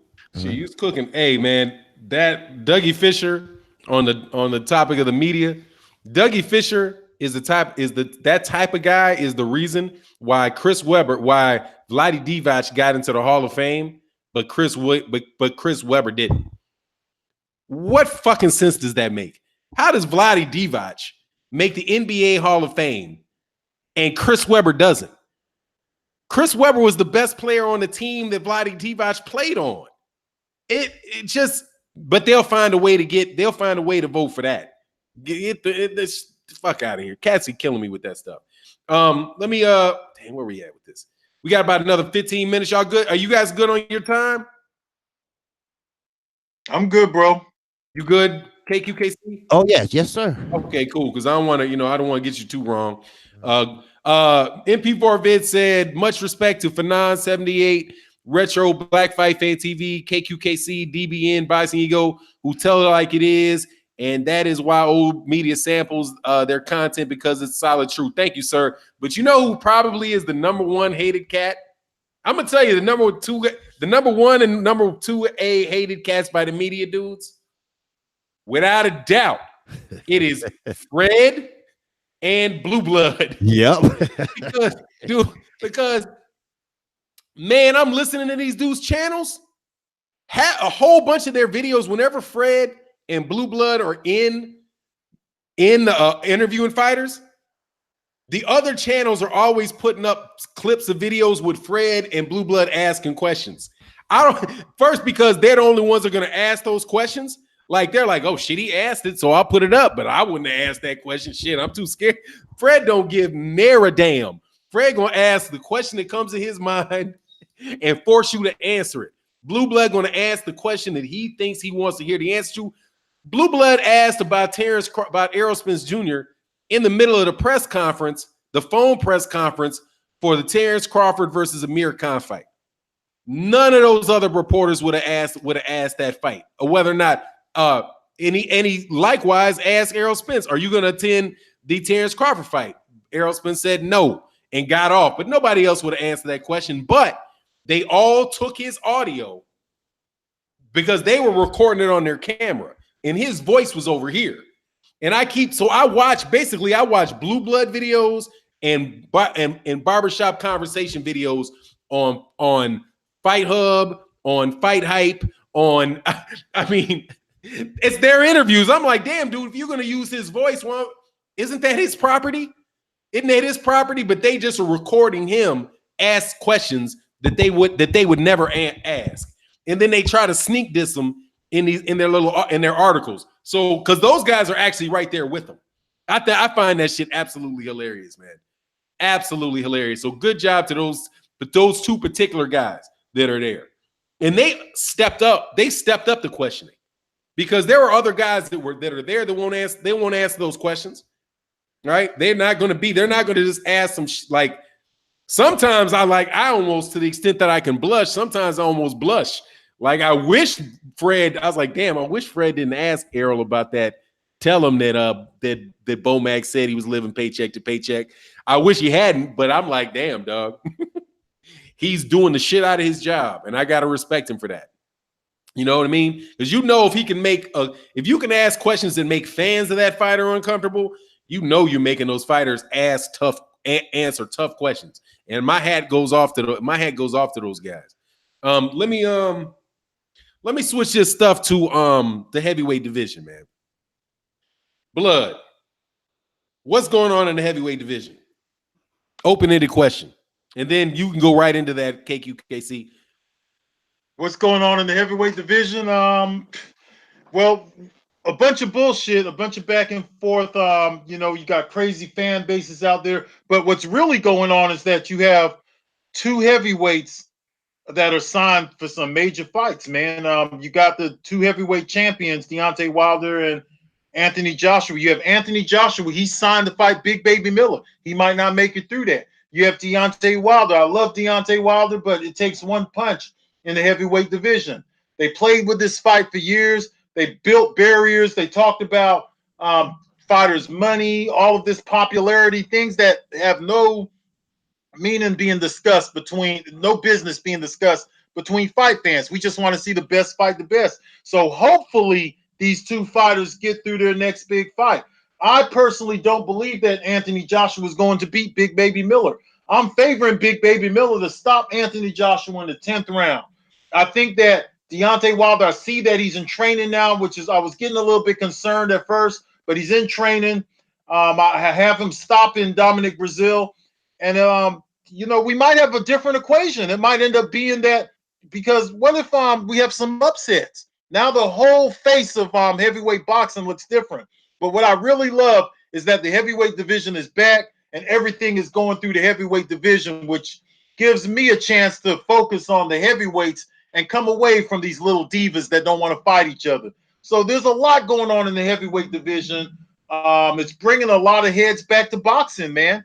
It's opening up a lot of people. A lot of casuals are coming in now. Even though they talk about a bunch of irrelevant shit, it's still bringing more heads to boxing. That's what we want. Unfortunately, one of the heavyweight champions is stuck on an app that we said was not going to work, and it's proven to be that it's not working, man. So basically, their heavyweight champion, AJ, I'm going to make this real quick, went off into this app, okay? We said it wasn't going to work. Now over there in England, a bunch of people who don't even have the Zone, they don't get to the Zone platform. It's not even an option over there for them.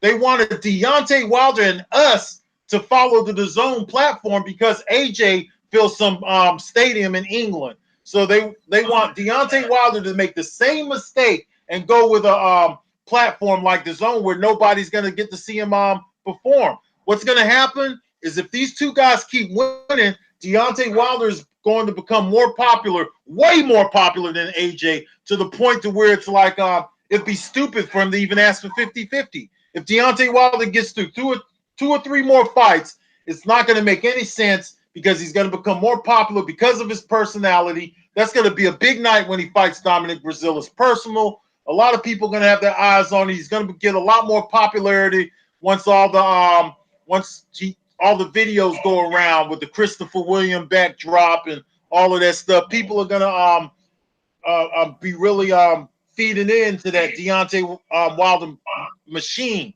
that's being built right now. Anthony Joshua is going to be in the backdrop. So these fans, they need to convince Eddie Hearn to try to get Anthony Joshua off of the Zone platform because it's not working out. And you can't expect Deontay Wilder to follow Anthony Joshua. He was champion before Anthony Joshua. I don't care if he has 3 belts. We argue about that every day about how he got the belts. None of that shit matters, okay? I just want to see these two fight, and I want this fight to be as big as it possibly can, bro. And I'm going to leave it at that. What about you, KQKC? Okay, well, yeah, the heavyweight division, you're right, has been resurrected. Now it need to be dissected.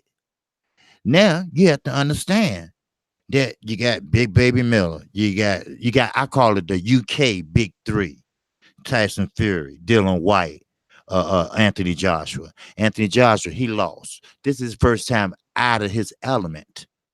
This is first time where you ain't gonna have fire and fake money dropping down. You going to a place that you don't know nothing about, and they don't know nothing about you, and they really don't care about the guy you fighting. So you pretty much caught up into Deontay Wilder.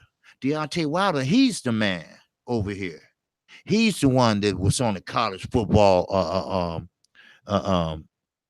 program last night.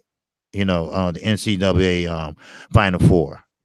See, things like that. That's what champions do. Champions do that. Champions don't sit there and cry about sparring. Why do you care about who you can't find someone to spar with? You can find anybody with 300 pounds. Just go to McDonald's or Burger King. You find somebody. But if you're that good, like you say you are, then you don't have nothing to worry about. But it's a different sheriff in town now. It's a different popularity in town now. Now the heavyweight division has came back. Now everybody fighting or everybody lying about what deal is this, and just to get a heavyweight. Now the most sought out heavyweight right now in the world is Deontay Wilder. Why? Because he's a free agent. He's not tied up. Yes, AJ, he belongs to Matchroom, but he fights on the Zone. Tyson Fury, he fights for a top rank, but he fights on ESPN. Deontay Wilder, he's not contracted yet that I know of to Showtime. But I think Showtime did give him a nice deal. But loyalty what made him do that. And I'm glad he did. Because sometimes you don't want to be tied up. I took that from Fannon one time on my live stream. You always, when you sign a contract, always have an out. Always have an out. Never be tied up. But the heavyweight division, I'm glad it's coming back. And Don King didn't have nothing to do with it. This time it came back on its own. And what that do? That brings curious fans. That brings casual fans. Then it brings back loyal fans. So I'm glad to have it back. Now, the welterweight division always been the highlight of boxing and the money of boxing. Now, everybody looking at the heavyweights again. Because remember, one punch can change your fight.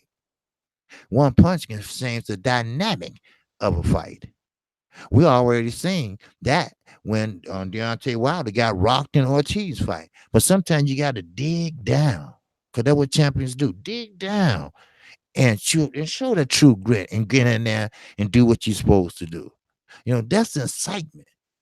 That's the excitement of boxing. That's the excitement of the sweet damn science. That's what I'm talking about. That's all I got for now.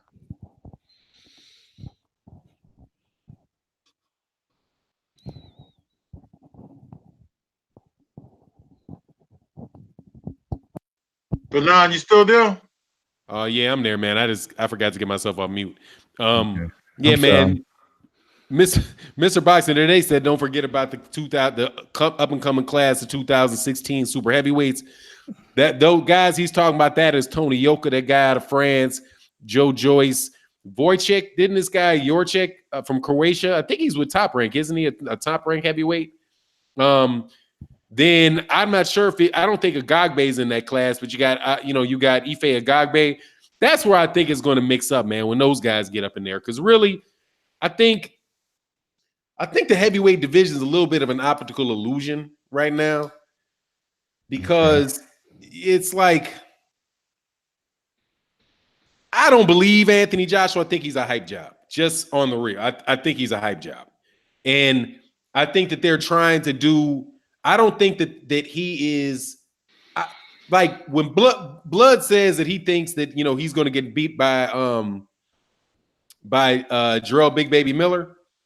I look at it like from like a just kind of maybe, if I don't want to say quite a historical perspective, but I just think when you're coddled like that, some shit happens to you. You know what I mean?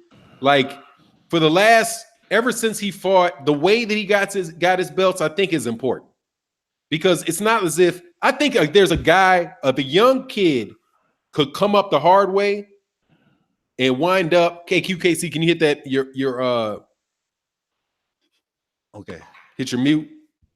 Thanks. Yeah. If a young, all right. So for example, if you compare Mikey Garcia and Errol Spence, before this fight happened, I was looking at the resume of Errol Spence. I looked at the resume of Mikey Garcia, and not particularly paying attention to the size difference, just looking at the people that they fought. And I've said this on videos before the fight. Mikey Garcia, in my opinion, has got one of the most padded records in all of boxing. Completely padded.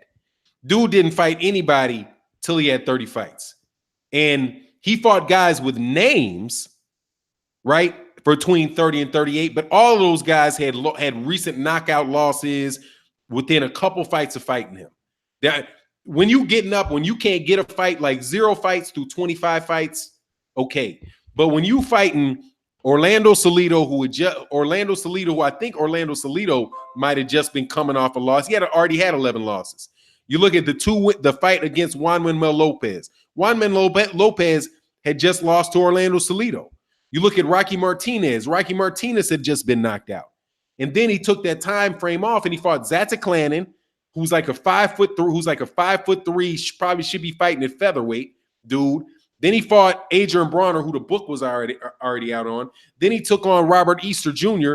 And Robert Easter Jr., a lot of people argue that he had lost to Dennis Shafikov and had lost to what's his name? Javier Fortuna.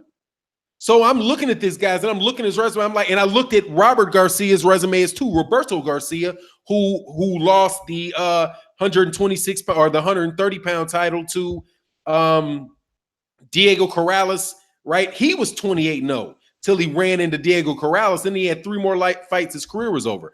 His career was built the same way, right? So then he gets in there with Errol Spence. But if you look at Errol Spence, who had 25 fights, Errol Spence has only fought one guy that had a losing record, and he only fought one guy who had double-digit losses.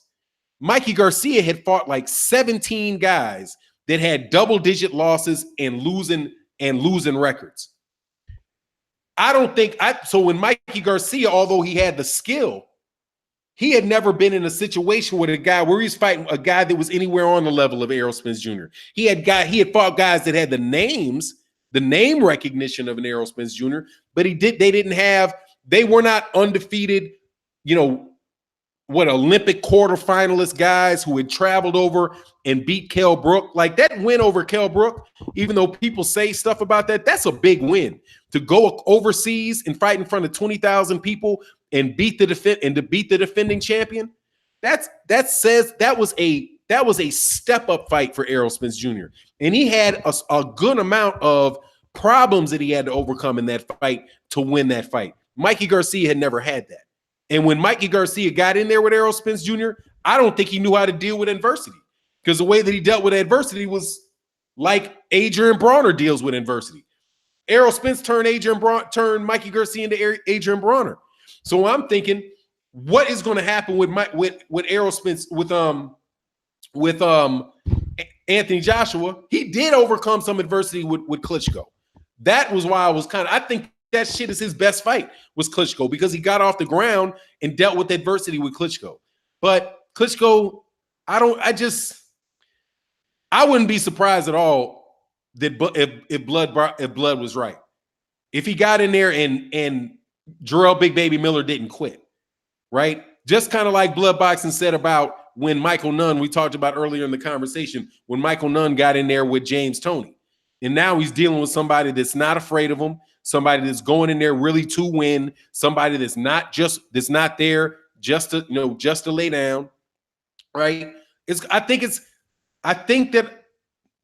that's why I'm like, the next group of heavyweights, not looking at their skill sets and knowing a lot about them, but the next set of heavyweights right now are fighting each other with their eyes on the upper level guys who are going to be there. There was no level there. The only guy that I think that obviously the top guy in the heavyweight division for Anthony Joshua is a guy he still won't fight, in Deontay Wilder. I went on that a little bit. Give me your thoughts on that, Blood. You there, Blood? Let me come off. I was in the comment section, engaged in the comments. I'm sorry. Oh, that's all right, man. Well, that's all right. So which part was you talking about? No worries, man. We'll just change off. We'll move off of it. Let me get to a question. Enough respect, Professor Fannon, the Don on the panel, OG Boxing Talk. Thank you, Ricky Samuel. And then I missed somebody else. Drew Titan. They want us all to have faith in the DAZN app, but Hearn doesn't have that faith, because I understand that AJ is only on a fight-by-fight basis with them. Man, dude, they're not. That's their golden goose, man. AJ is their golden goose, man. I still think of him like I think about Acelino Freitas, like a heavyweight Acelino Freitas. Probably better fighter though, Anyway, I do have a point when you get a chance, Fanon. Go ahead. What'd you say? I do have a point when you go ahead, Vern. You got a chance. Okay, right now. I'm gonna tell you guys, man, that I'm a huge fan of Deontay Wilder.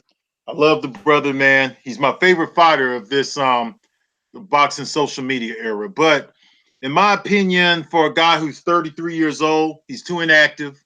Okay, and this is the difference with a guy like me and other fight fans. As a fight fan, I'm still going to be critical. I think he's a little bit too inactive. Okay, I would like to see him get to 50-0. But you're not going to get there fighting once a year. I think that he wasted too much time with this Anthony Joshua thing. So hopefully moving forward, Deontay Wilder don't stall any time up for Anthony Joshua. I just want him to go straight through his fights. He needs to try somewhere in there to slip in 3 fights, because at 33, and I know fighters last longer, but it's just 2 more years this guy's going to be 35 going on 36. I mean, so he's gonna have to start moving towards his legacy, man, and stop worrying about these stupid fight fans overseas that he's never gonna impress anyways. They're gonna continue to call him Windmill Wilder and Chicken Legs and all of that stuff, and just go towards his legacy, man, and start fighting some of these other guys. He never needs to fight Anthony Joshua. Me personally, if he never fights Anthony Joshua, I'm not going to cry about it. I want the fight more than anything.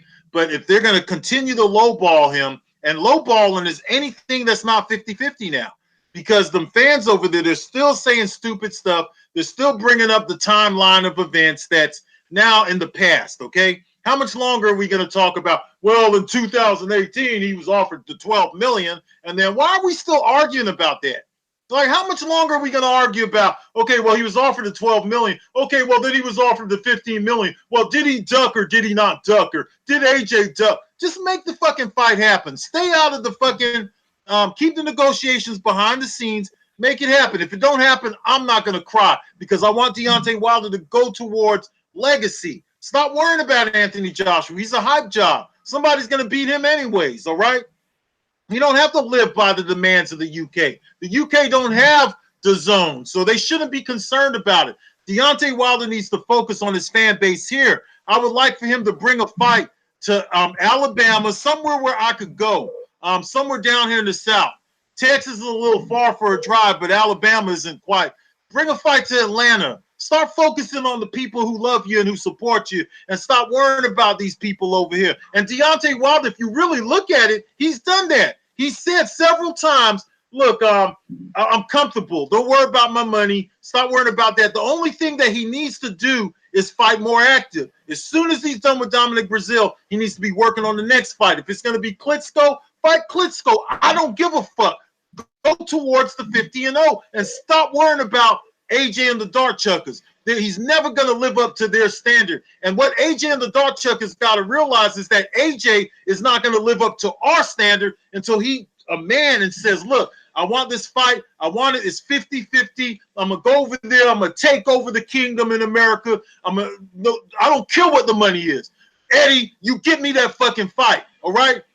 Get me on Showtime. Get me on their platform or whatever it takes. All right, AJ has got to step up and stop following behind this guy Eddie Hearn, who fucked up his legacy and fucked up his momentum as far as popularity. All right, all the lies and stuff, that's not going to work with us. We're not going to have a love-hate relationship with Eddie Hearn like the British fans do. We're a different group of fans. We come from a different culture. All right, so you got to understand that, people. All right, Deontay Wilder, just move towards legacy. Stop worrying about these Dart Chuckers. You know, if you all want to argue with them for fun and kicks, shits and giggles, that's fine. But all this stuff about the 50 mil at this time, then he turned down the 50 million and all, man, all that shit is out the window, man. That shit's done. All right, these guys got fights lined up. All right, so let's let them get through their fights, and then after that, they need to go back to the table, and it needs to be 50-50. All that stuff. Stop listening to all these stupid dart chuckers and basket weavers, okay? Because they don't know what they're talking about anyway. They don't have no influence over here. If you look at their subscriber bases and these British papers, these tabloid papers, this all British people, okay? They're going to think he's God over there. We don't know him over here. All we're doing is helping out his popularity anyways, which that's fine because we want Deontay Wilder to have a huge fight, but it just comes a point, man, where we got to move on past all this, the 15 million and the 50 million and the 100 million offer and all of that. These guys got fights lined up. Let them fight. Let's see if they get through their fights. Nobody knows if these guys are going to get through their fights. That'd be some shit. Dominic Breazeale come in there and pull off a big upset. You know, he's got his wife on his mind. The fact that his wife ain't gave him no pussy in 4 or 5 months since that shit happened. She ain't gave him no skins, so now he's pissed off. He's got something personal there, and he end up knocking Deontay Wilder through the ropes. You don't know for sure if that's not going to happen. It's not impossible, okay? Next thing you know, you got Dominic Breazeale and Big Baby Miller for a big fight that happened in 2020. You never know. Stop playing with this fight. This is the heavyweight division. Stop listening to these fucking dart chuckers. That's all I got to say. Yeah, man, I'm with you. The only thing that I was saying, we're gonna wrap this up in a minute, man, because I actually gotta take my son to his Sunday basketball lesson, and it's raining like shit in Texas. I want to thank everybody for coming out. When you say Deontay Wilder needs to be more active, you're talking about 3 times a year because he's fighting about every 6 months now. Are you saying like every 4 months? Blood? I think that he needs to fight 3 times a year. I don't think. No, he's went through some times where he's let me look at his thing. I got it. I mean, I got it. I can tell you, he fights about every 6 months because ever since 2000 because I'm not looking at just the years. I'm looking at the month to month, like the amount of time in between them. He fights like the last fight he had was in January, so this is about 5 months, right, between since the Fury fight. Before that, it was 9 months. But between Tyson Fury and Luis Ortiz, that's all that trying to get the Deontay that 9 months was trying to get the Anthony Joshua fight. Before that, Luis Ortiz to Bermain Severn was 4 months. Then there was another not between Gerald Washington and Bermain Severn was 9 months, then 5 months, then 6 months. So I mean, yeah, he could be a little more active. Twice a year. Huh? Twice a year. Yeah, he fights twice a year. And then the last time he fought, only time that he fought 3 times a year was in 2015. He fought 3 times. For Dupakis in September, he fought Eric Molina 3 months before that. That was a quick turnaround between Eric Molina and Dukakis was 3 months, and 5 months between the Bermain Severn, between when he won the championship and when Eric Molina. He fought Eric Molina. But there was that big ass gap waiting around with that Anthony Joshua fight.